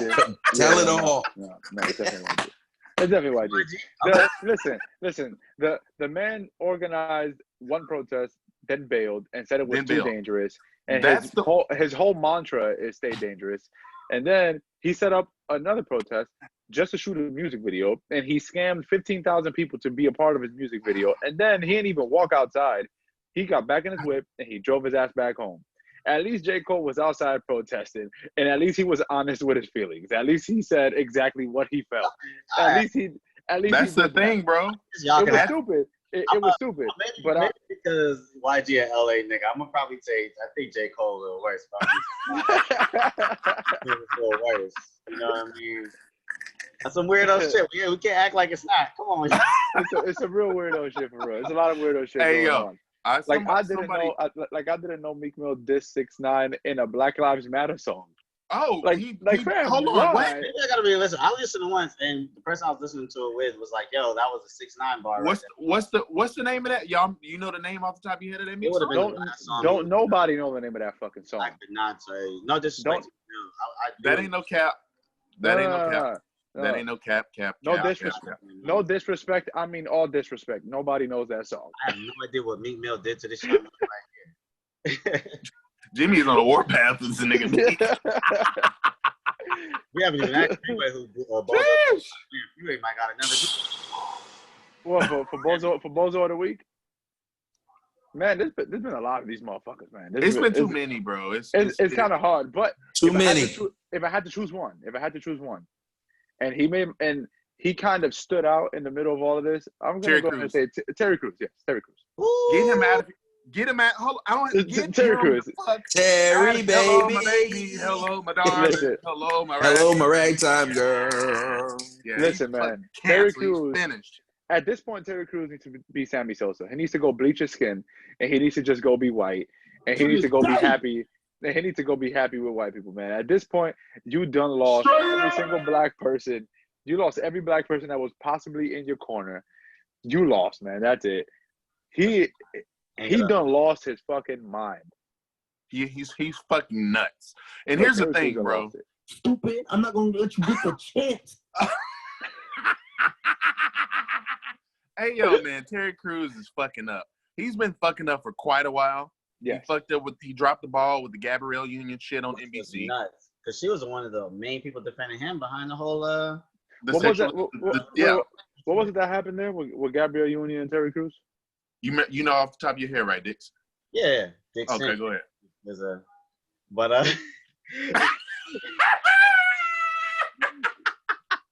Hey, man. There's more to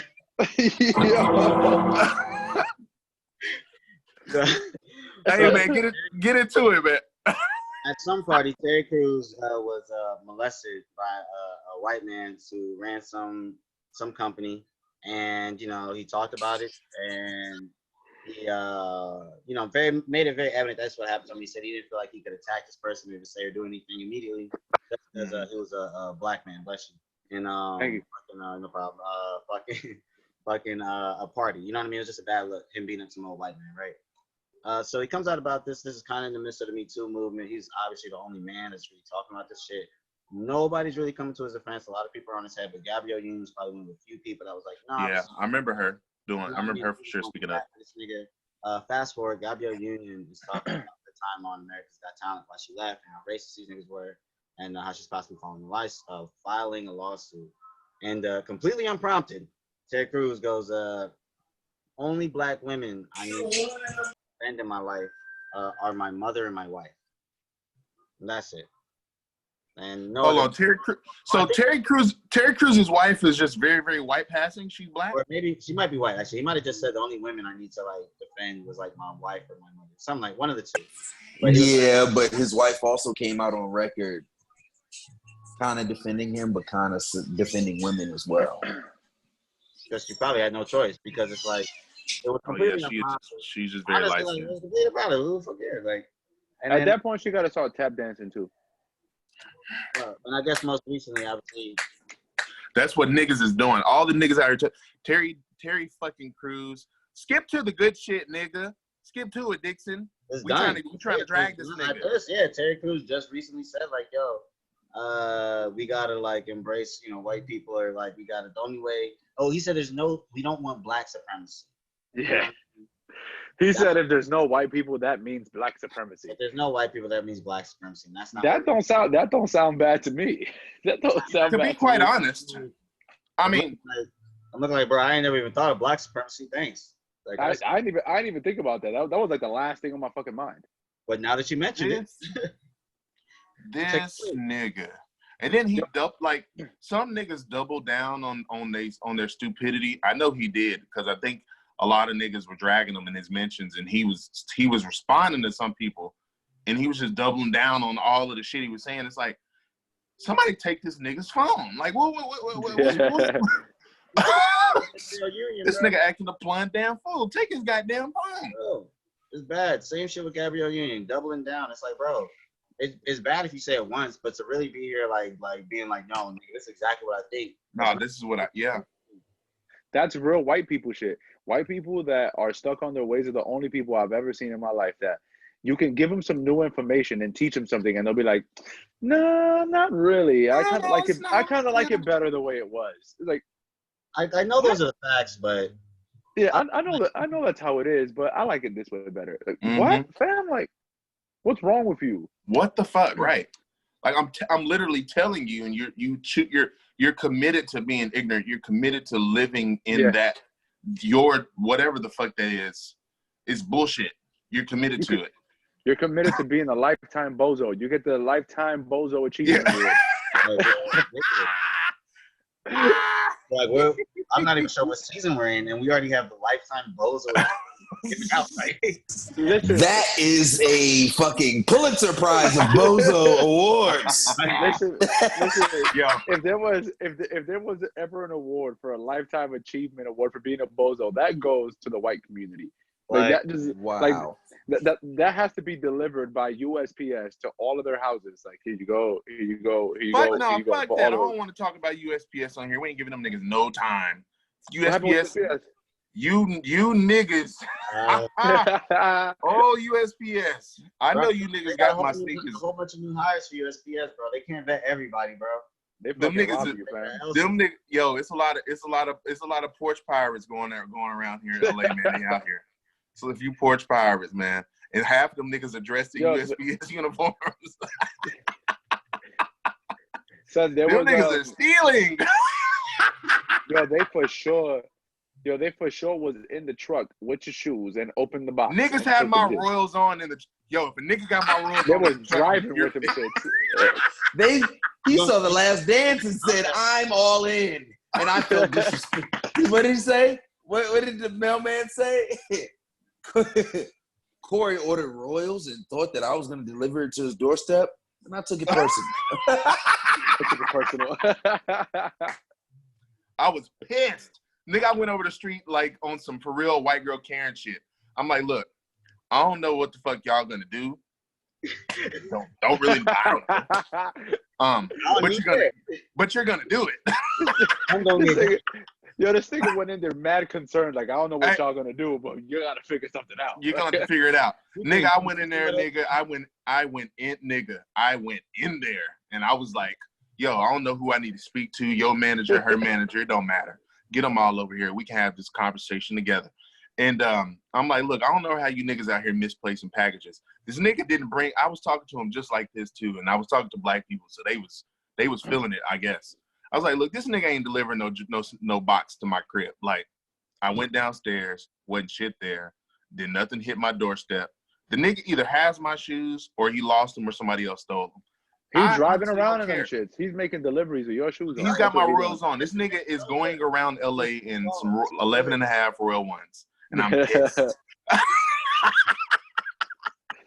Yo. 11 and a half. Jesus, to the T. And I am pissed. But I went over there and I was like, definitely yo. got jokes. I was like, look, I don't know what the fuck you niggas gonna have to do. Y'all niggas gonna have to figure this out. You gotta give me a refund. You gotta do something. Oh, well, you have to go. I'm saying, nah, look. No, y'all niggas are the ones who lost my package. Y'all are gonna front the cost for it. Oh, well, what else can we do? So I was like, we gotta get a PO box. Whatever y'all niggas gonna have to do, y'all got to figure it out, because I'm no longer losing no money because of USPS. Since then, a nigga ain't lost no packages over the past week. There you go. It's only been a week. It's only been a week. It's an accomplishment. If a nigga lose here's the thing though, if a nigga lose a package now, it's USPS's fault directly, because now I'm having everything delivered to my PO box, which is at the post office. If you don't deliver my shit there, you're finished. I'm calling LAPD. They're gonna show up to your house and they're gonna shoot you. That's what they're gonna do. I'm calling the fucking feds. You're gonna call the feds. He's gonna settle out of court for some Royal Ones. He's gonna get a $500,000 lawsuit for some Royal Ones, just off principle. Right? Yeah. Royal Ones. There, Garcetti's gonna cut the red rope, shake his hand.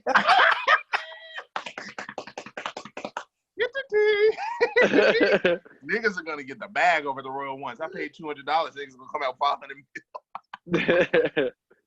Hey, run it up. Man, there was a question I wanted to ask y'all about reparations. Oh yeah, let's do that real quick. How y'all feel about that? Like, what is an amount that you feel will be right for each individual? Because you have to remember, the only people, if we're talking about reparations, the only people that are going to get reparations are people that ancestors were brought to this country. Yeah. So you got to think about it.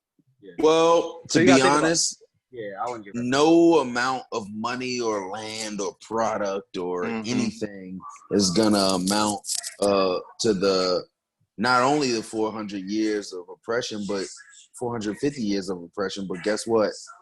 What are they gonna? Is that sweeping police brutality under the rug? Is that sweeping us not having a fair seat in Congress and corporate offices around the world? You know what I'm saying? Like, apartment, come on, homes and it's almost BS to me because we're young. We're the new generation, and it's like reparations don't mean shit to us. We all got jobs and we all got to get it on our own.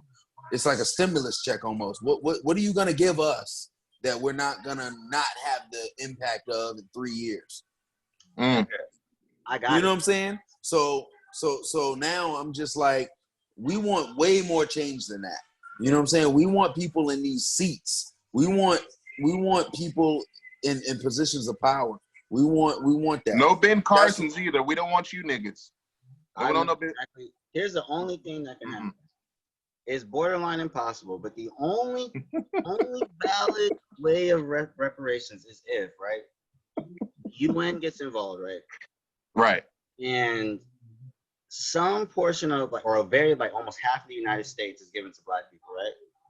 The UN, I was thinking of something like that too. UN funds both this new country of Black people and they fund whoever lives in, like, already there, like, to, you know, be able to move out. They fund this country of Black, like, essentially give them a grant, so not even like a loan that they got to pay back, like some type of grant, allow them to get some sort of currency, allow them to build some sort of government, allow them to get some sort of economy going, something, you know what I mean? And then from there, like, literally give African Americans a fresh start is the only way, you know what I mean? I would personally think, and then of course, once again, just to appease, you know, whatever people are already living in, you know, give them money so that they can, like, move elsewhere, like relocate them in a proper way. But that's the only way it would be, like, fair, because at that point you're giving people, like, resources, you're giving people, like, some sort of country, you're giving them an economy, you're giving them currency, like, you're giving them all these things to leverage to become their own entity, to where it doesn't have to necessarily be like, well, just make it easier for us to live in your world. You know what I mean? Now I'm gonna be honest with you. The only reason why the reparations is bullshit is because you cannot give back time. There's no amount of money, there's no amount of land, there's no amount of product that can give back time and the opportunity that was taken away from our ancestors. Who knows where we would be as a people if our ancestors had the same opportunity as their ancestors. You never know what position you would be as a, fourth, fifth generation. You know what I'm saying? Like, who knows what we would all be? Yeah, that's what I'm saying. You know what I'm saying? Our lives may be different. So it's just like, we're supposed to just take this and shut up, and then, like, 6 months from now, another Black person gets killed by a cop, or another Black person doesn't make partner because he just doesn't fit the mold, or they just don't want him to get it. The system has to change. Corporate has to change. Us as a people have to change. And to be totally honest, the racism that's out in public is outnumbered. But the hidden racism, I think, is just the same. But we're gonna see. That's what we're gonna see. We're gonna see when at the polls when it's time to go vote, and we're gonna see if it's 50,000 motherfuckers at the polls, and we're gonna see if YG's there too. YG's gonna be there shooting a video.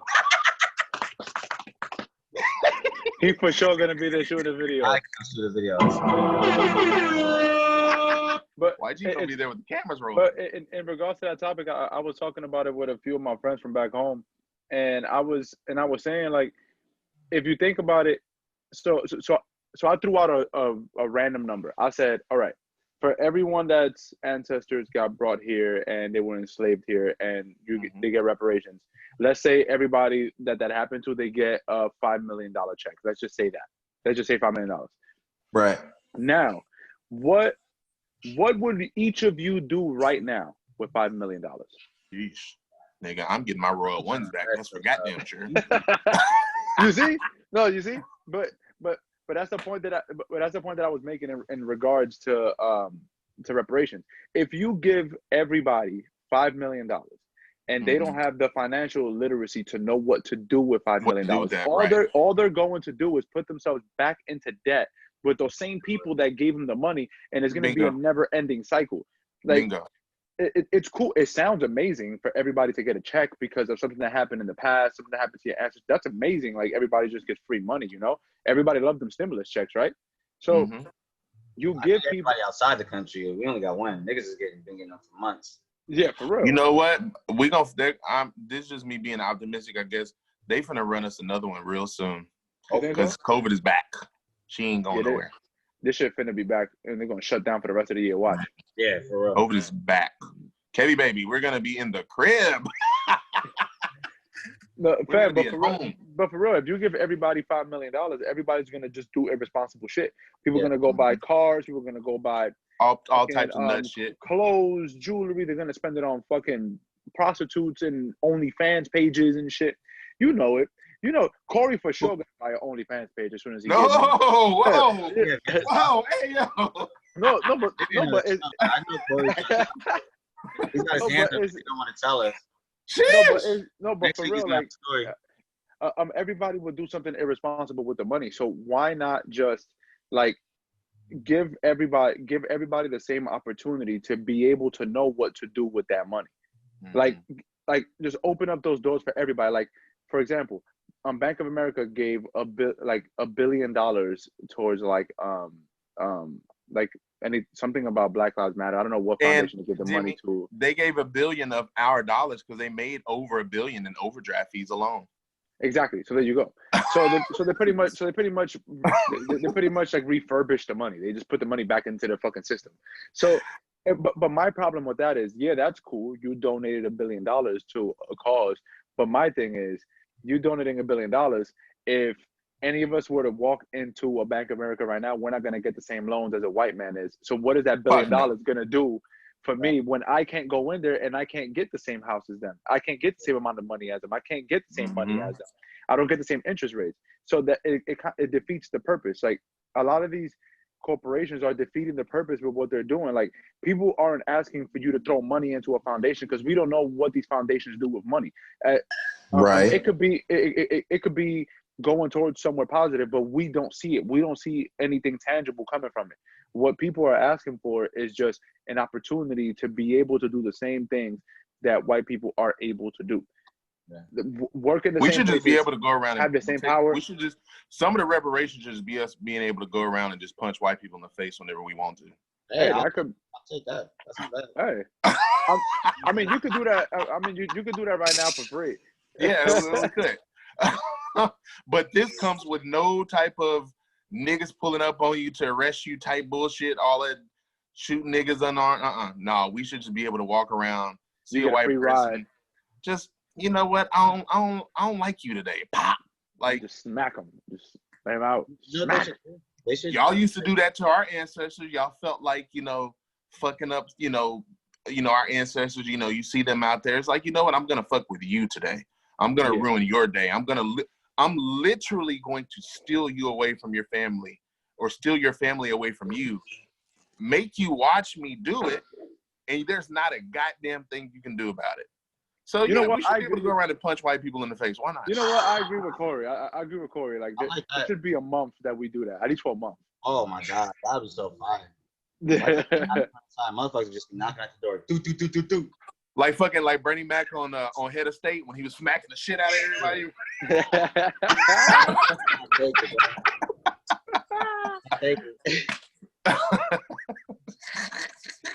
Rest in peace, Bernie Mac. Rest in peace, Burn. You got the baby. You just smacked the mom. You didn't tell you to smack the baby. Yo, he was smacking the fucking baby. Oh no, man. But no, I mean, I like all of y'all ideas of reparations. I see what Kevin's saying. I get what Dave and Jimmy's saying too. I think I did see on CNN or something like that, like they broke down how much each descendant of chattel slavery, how much we would actually get. I don't even think it was like, but of course they're going by each person, not just each family, each like person individually. I think it was like up in a few $100,000 or something like that, like per payment or whatever. I don't know if that's a one-time payment or if that's like a multiple payment thing. But like Kev said, there ain't no amount you can put on the amount of pain and oppression that you've caused, you know, our people due to you stealing our people from a place that we ain't ask you niggas to come over here and get the par of land. You niggas came over here. And, you know, we know how the stories of slavery, you know, of the transatlantic slave trade and all this, like, we know how that is. It's already a painful history to just even go into sometimes. But what amount of money can you really put on that? No amount. Like, really? You're gonna give me money to essentially you're essentially giving me money like, okay, here, because I'm tired of you niggas talking about reparations. Here you go. So here, nigga. No, we're gonna still talk about it. We're gonna still talk because we built this country. It's more than money. We built this fucking country. We did. Not taking away from the indigenous people who were here prior. Not at all, because they were here first. But they stole us, and we built the shit. The current system, the way this shit fucking looks, has been built on our backs. Period. Yeah, y'all ever think about that? Y'all ever think about that? Like how Christopher Columbus allegedly discovered America. He Fuck discovered Christopher Columbus. Yeah, fuck that. Fuck that motherfucker. But punk ass nigga. But you ever think about why he came here? He saw that there were natives here. There were already people here. Why did they go to Africa and bring Africans here? Man, why was that a thing? And I'm not saying like, how come you didn't like enslave the natives? I'm not saying that. But what was the thought process to coming to America, saying you're discovering it when there's actual people here in the land already here, and then you bring people from another continent here to do your work for you? Like it literally does not make any sense. It kind of seemed like they already had it out for Africans, and they just went and got them and just did whatever they want with them. Like it just sounds like that. Like they already had it out for them for some weird reason. Mm-hmm. You know, white racist people that's really at the core. They're just obsessed with the people that they hate. You're so obsessed. Like that's another part of it. Racist white people are obsessed. Racist white people are obsessed with black people or non-white. Like it's an obsession. Obsessed. I mean, it's more things rooted in there, but that's one thing. I was like, they marvel at us. They've never seen anything like it, and they can't figure out why other people love us so much. They can't understand why we're at the forefront of everything. They hate LeBron. Like it's like, yeah, he said that we're magic, and it's true. We are. It's true. Kev is faded. Kev, whatever he's making sense, but he's faded and he's gonna be finished. Taking so many shots. Everything that our culture has created, besides Knuck of You Buck, has been. You're telling a generation who was raised on Knuck of You Buck to be calm. Exactly, but you got to dance. Our dance culture. Right? Our comedic genius, the way we talk to each other, our slang, the way we walk, the way we dress, the way we look, the way our hair is. They see them big old butts too. They be one of them butts too. Don't talk about that because I am faded. And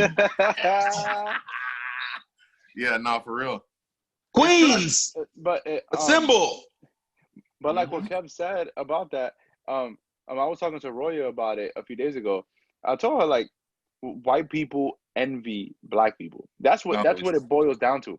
They can't figure out why black people are so good at everything that they are not good at. Why everyone loves them so much. Like music, everything music related was created by black people. Dances, sports, all of this. Everything that you can imagine.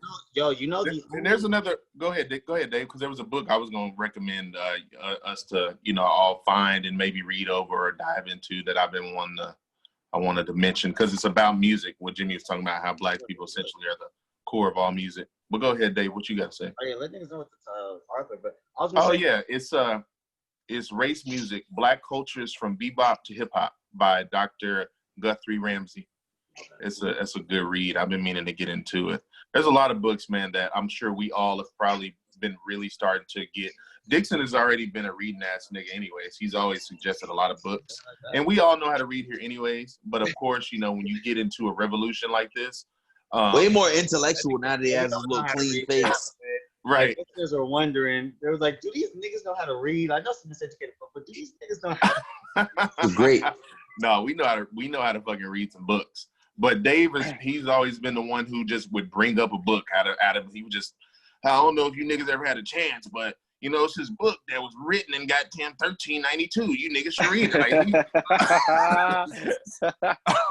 Makes me fuego. Niggas sleep. But yeah, race music, Black cultures from bebop to hip hop by Dr. Guthrie Ramsey. That's something that really gets into the thick of it. We already know these answers. We know how music, a lot of popular music, a lot of, you know, country rock, you know, all you name it. We know the origins of these genres. We do. Yeah. But it's always good sometimes to see it, to read it and just kind of see it verbalized, you know? Yeah, verbalized. You got all the facts. But I want to say this, and then, you know, maybe we'll close or whatever. But I want to say this. Go ahead. Not even a question. It's a damn near rhetorical question. Out of all the American cuisines, you know what I mean, or everything America's known for in terms of food, hamburgers, which are German, fucking French fries, obviously French. Hamburgers. Only actual American cuisine. So I'm talking like something that originated in America, and if you go somewhere else, you would eat that, and that's like, you know, is soul food or Southern comfort food, right? Bingo. Mm-hmm. Which was invented, for the most part, by Black people. The only actual American, like, USA food. You know what I'm saying? Just to let your niggas know, in terms of culture, like how niggas is moving, like, it's obvious. Black America is America. Yes. Yeah. No cap. Black America is America. Black America is fucking America, nigga. And soul food is American, is the American food that all you white people be trying to hijack. And y'all shit don't be that good. I ain't never really had no white. Fucking exactly. All right? Exactly. And you don't cook mac and cheese if you can't master it. And stop having them slices of nut-ass cranberries at fucking Thanksgiving. I'm sick of it. I'm sick. And it's called pecan. Stop calling them pecans. You're trying to fucking gentrify us. It's pecan pie. Hold on. We're gonna be here for an hour. Cause this nigga, when me and this nigga go on live, he always got some old nut ass snacks and foods that he be talking about that nobody is fucking with. And pecan pie is one of them. Niggas are not fucking, and if you niggas fucking with pecan pie, I'm done. All of you niggas are. I'm going on live after this. I'm gonna be on live all night. Join me. Yo, this nigga talking about, wait, so you don't like pecan pie?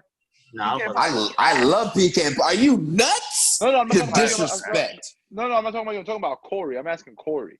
Okay. Pecan pie is trash. You hear him? Listen. Do you hear him? All right. So I'm gonna give you some advice. I need you to go and replace Dave because Dave is clearly in a jail cell. Just looking behind him. Look how it looks. This nigga. He's finished. He's fucking finished. So I need you, Corey. Just trying to tell you what I'm finished. I need you to go replace Dave in that jail cell. Bro. Dave looks like he's about to make. He looks like he's about to make pound cake out of Doritos.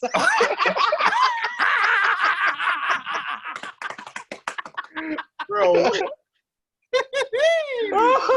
He's about to make red velvet cake out of nachos.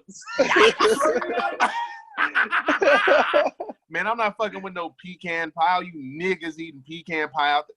Look, only pie I really want is white only pie. No, I'm playing. That was a great show, fellas.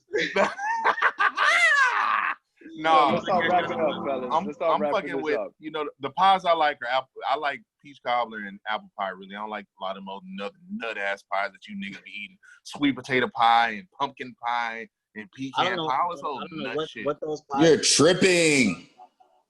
Ugh. You Listen, niggas man. must like, Kev probably like lemon meringue pie and shit too. Lemon meringue I don't is fire. fucking like that, but I will take some socket to me cake. Some what cake? Some socket to me cake. What the fuck Oh, is that? nigga, speaking of niggas, because this is kind of almost a year, this is about a year out, because last year around this time, we did our commemorative Juneteenth, baby. Oh, Yes. wow. Juneteenth on Friday. episode. Also, associates in farming. Don't forget it. So Associates in true. farming too. Remember, that's true. associates in farming. Never forget. Two very, Get very our black asses out of here. Yo, if you think about it, man. Yo, if you think about it, man, like that name, associates in farming, with that fucking cover was some wild ass shit. Oh That my was- God. Jesus Christ. Yo, we really some wild motherfuckers for real. He's really been around the block, boys. Very Negro centric episode, as was this. It was fucking, this one was essentially, I mean, of course, last year around this time, we weren't talking about, you know, niggas out here getting tucked by fucking police every other goddamn day, even though it was happening. But we weren't, it wasn't the main topic of discussion this time last year for anyone, not just us, but for anyone really. But it's crazy how everything kind of comes back full circle. It's like, shit, here we are about to celebrate another Juneteenth, and a lot of it is rooted in pain, really, because I was gonna say, I'm pretty sure last year you said you wanted, more people to kind of get into it and celebrate. And absolutely. I really feel like this year more people are. I think this year, I kid you not, I think this year might be the biggest Juneteenth celebration across the country that we've ever seen. Absolutely. This year. Because all these companies who are doing holiday pay, or you're giving people the day off, or just the sheer amount of people, the genuine people who want to know more about Juneteenth. That means, black or non-black, whomever, because there are a lot of black people who still have never really celebrated Juneteenth the way that I have growing up. You know what I mean? Sometimes I still bring it up to people, and they're like, "Oh yeah, that's right. That's the true liberation day for slaves in the U.S." Like, liberation. Yeah. So it still is a new holiday even for black people, but I am glad to see that unfortunately it's come around this time where more people are going to celebrate it, but still people are going to celebrate it and people are going to know the history, and that's what's important. But do you think that all of this Juneteenth is a paid holiday and it's a state holiday and it's this and it's that? Is it gonna go further than this? Chris Money's finished. Whatever. Chris Money is finished. That nigga's over. He's finished. He needs to go. I tried. I couldn't mute it. I'm sorry. He's finished. No, he's what was say the question again? But I'm just saying, do you think that it's gonna go any further than it just being a state holiday or a paid holiday? This is heat of the moment antics to me. I'm sorry. It's a lot of the stuff. But the thing about it is, I feel bad because it's heat of the moment antics, but it actually is progress. But of course, a lot of it is mostly performative. We've established that a lot of these corporations, a lot of these niggas who are also out protesting with us, because I've been protesting damn near every day since the 30th. Jimmy, Dixon, Kev, y'all niggas know I be posting in the chat like, nigga, I am on the way to protest. Nigga, I drove to fucking Palmdale to protest. Niggas ain't just going to Palmdale like that. For real. Niggas ain't just going there. But a lot of the people, and I'm saying that to say this, the corporations and some people out there, they're sheerly doing it as it's like a show. It's a trend. It's a performance to them. Like Kev said, it's kind of come in the heat of the moment. It is progress because Juneteenth should be a national holiday. Anyways, it shouldn't only be a state holiday. It should be a national holiday. I think I think at some point before the summer is over, I think it'll turn into a federal holiday. I think so. You think so? It's too many states, too many different cities, too many different people, too many companies are doing it. Doing it now. They're kind of putting the pressure on the feds now a little bit, huh? Yeah. So now at this point, the feds are like, all right, cool. Like, the least we could do is fucking give them this holiday. Like that's the least we could fucking do. You know that. You know exactly. I agree. I think they are. I think they are. This is the most we can do. Shit. Really? Now the most the most they can do is fucking throw cops in jail. That's the most they can do. Give them life. That's the most they can do. Ain't that's such a radical That's the least they can do, to be honest. To be That's quite the honest. least they can do. They can get them old motherfuckers off of the fucking Congress. That's what they can do. Oh, weirdo. Bring it back. Bring that energy. That's what we want. Straight to the big house. Chris Dorner, Nat Turner. That's what we want to see. Ooh, Nat Turner. Godly. Nat Turner was a real nigga. For real, he was. You know what kind of nigga you gotta be to be like, oh, you said baby crying in that motherfucker? We fucked up. We gotta. He went and he put that baby to sleep. That baby ain't even know his name. Go to sleep. Touch, yeah. Sheesh. Fucking Nat Turner heard Cuba Gooding Jr. and he was like, "There's a fucking baby in here." All right. Somebody suck that baby's dick. Yo, we're done. Sheesh. We gotta get out of it. It's over. Hey, man. Yeah, they're finished. But no, any last words? Any last words? I don't really have much else to add to this, gents, other than stay dangerous in these goddamn streets because the shit is only going to we got to keep pushing forward. We got to keep pushing forward. We out here in the like this is, I said this whenever our last time recorded, and I'm not gonna really go back into it as deep as I did then, but this is a black issue, and we are very aware that this is an ongoing black issue. This has been going on to us in this country for generations. We know that. I do like that it is getting more. You're getting more pushback from people who probably wouldn't normally do it, and a lot of it is just coming from us putting pressure on them. And what we got to continue to do is keep putting pressure on them. We cannot let up. We can't, because anytime we let up, anytime we get just a wee bit complacent, new shit comes out. We're finding about people being hung down 50 miles. Palmdale is only 55 miles from LA. Not even really, it just really depends on the part of LA you're in, actually, because if, it could be a lot closer, you know what I mean? Yeah. But from the central part of Los Angeles, 55 miles, that's not far. The shit is really knocking at our doorstep. And the only thing we can do right now is to continue to show up. We in the face of opposition, bro, now is not the time for us to fold. Okay. We ain't never folded. We can't fold now. We ain't fold when niggas was pulling hoses and dogs out on us. We can't fold at no scare tactics, man. We got to continue to keep pushing forward because niggas owe us more than money in this country, bro. They owe us more than money. They owe us everything.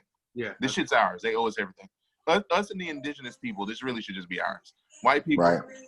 They should be working for us, and they know that. People should be fucking working for us. That's just a fact. They really know that. Like, if you're a white person, and I'm not just saying that to just be shitting on white people like that, but if you're a white person who is woke in a conscious mind, you know that's how it really should be. That's really how it should be. But I really want to challenge, and I want us all to challenge these so-called allies. What are you really willing to give up, though? Because you can show up for the protest. That's easy. That's half the battle. Showing up for the protest is easy. That's not, all you do is you pull up, you park your car, and you march. What are you really willing to give up? Are you willing to give up your privilege? Are you willing to give up these roles and these companies and all of that to truly see equality? Or are you just out here as a performance? That's what I'm really been trying to challenge people. They should give up their racist ass family members. That's what they should give up. They should give them up to black people so they can fuck them up. Throw them to the fucking wolves. Send them to the big house. Sacrifice them. There's no change in their minds these days because the world runs off of, what are they gonna think? Or what is he gonna think? What is she gonna think? We say it all the time. If some of these racist people were in a city or a county or a state where they were alone and no one was there watching them, they might have those views, but they could be persuaded. These people have all of this instilled in their mind that this is how shit's supposed to be. Because they've been here this whole time and it's been nothing but kumbaya and it's been nothing but us getting our way.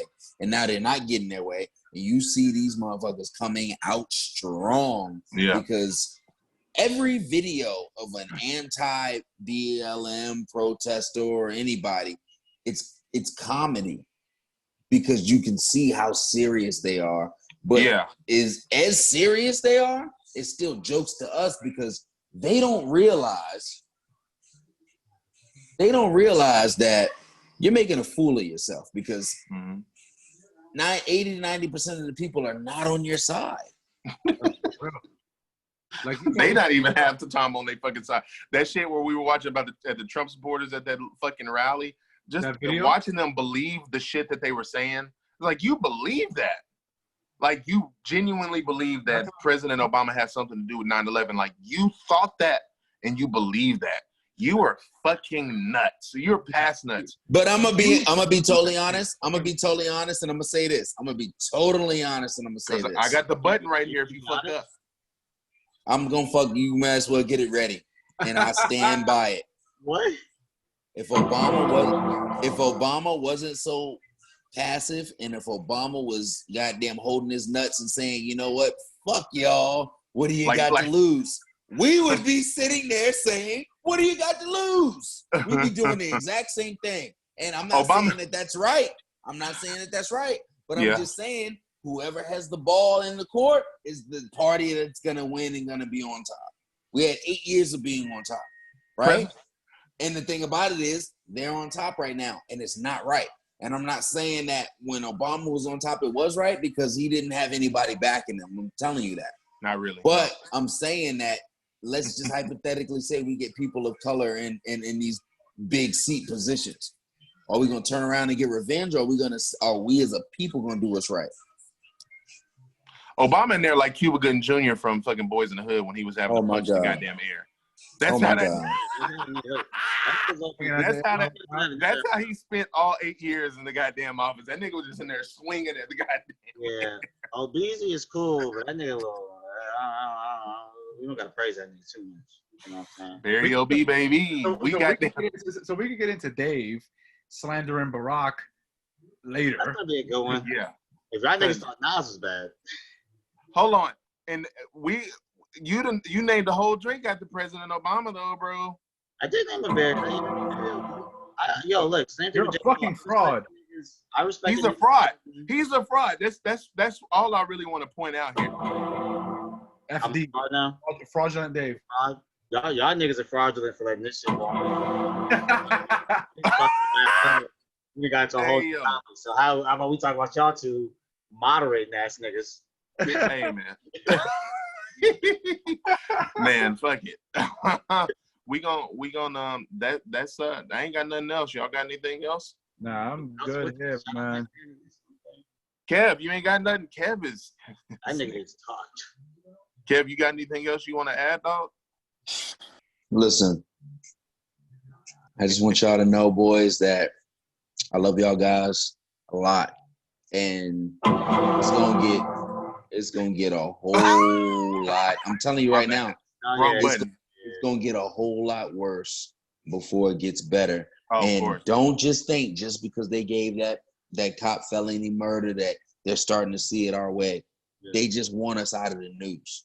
They want us out of the streets. They want us out of the news. They want us out of the news. They want us out of the streets. It's like I said it before and I'll say it again. It's like you and your little brother is at home by yourselves and your mother tell you to clean the house and you do your chores, but your little brother never do his chores. And when you get home, both y'all's asses get whooped.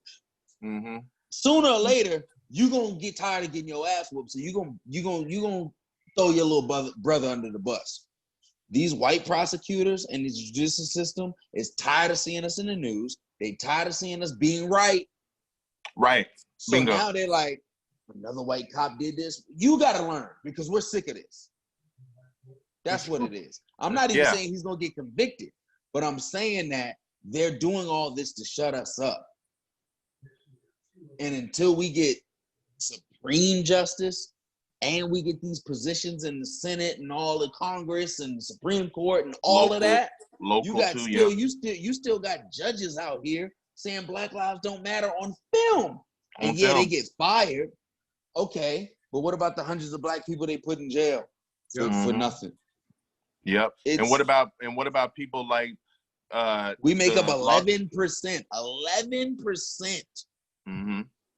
And we ain't forgot about you. We ain't forgot about US. the Los Angeles.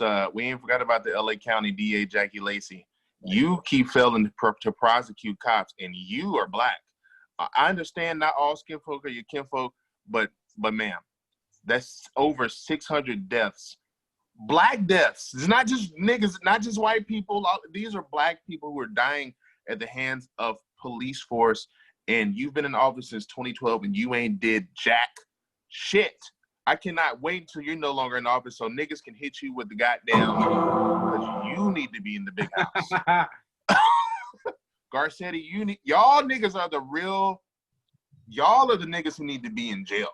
Because y'all been getting away with a lot of shit for too long. And I was gonna say I do have some last words. It's not just, shout out to Nat Turner. I want to tell everybody on the show.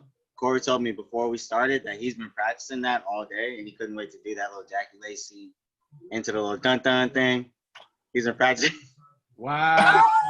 Don't listen to this nigga. Wow. He was like, yo, Dave. He's like, yo, Dave, at the end of the show, I got something. Yeah, he's like, yeah, I'm gonna fuck him up with this one. Nah, nigga, you're finished. I know it's coming.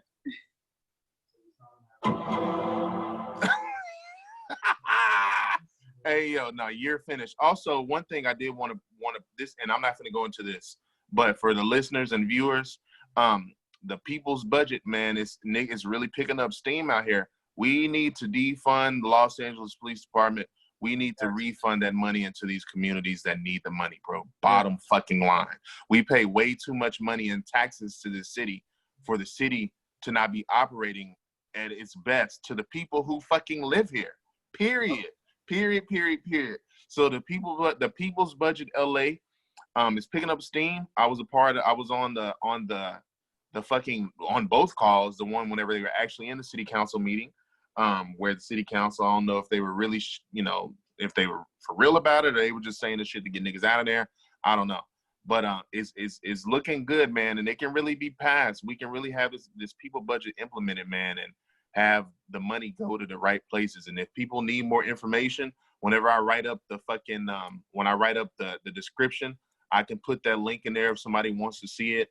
But it's really good insight to see how much of our money goes to and where it goes to in this fucking city, and just seeing that people, a black collective of people. What you got, Dave? I see you over there. What I'm literally listening, bro. Oh, okay. Because this nigga, I see him. I got nothing, bro. I promise. No, but to see it, I was gonna talk shit though. To see a black group of people come together and try to make a budget that is not solely for black people. This is this is just how money looks like it should be spent. It's period. To be spread out. There's no fucking way in hell, and that goes for NYPD, that goes for Richmond Police, Dallas Police, Inglewood Police. There's no way in holy hell that they should be getting the majority of the fucking budget from the city. Period.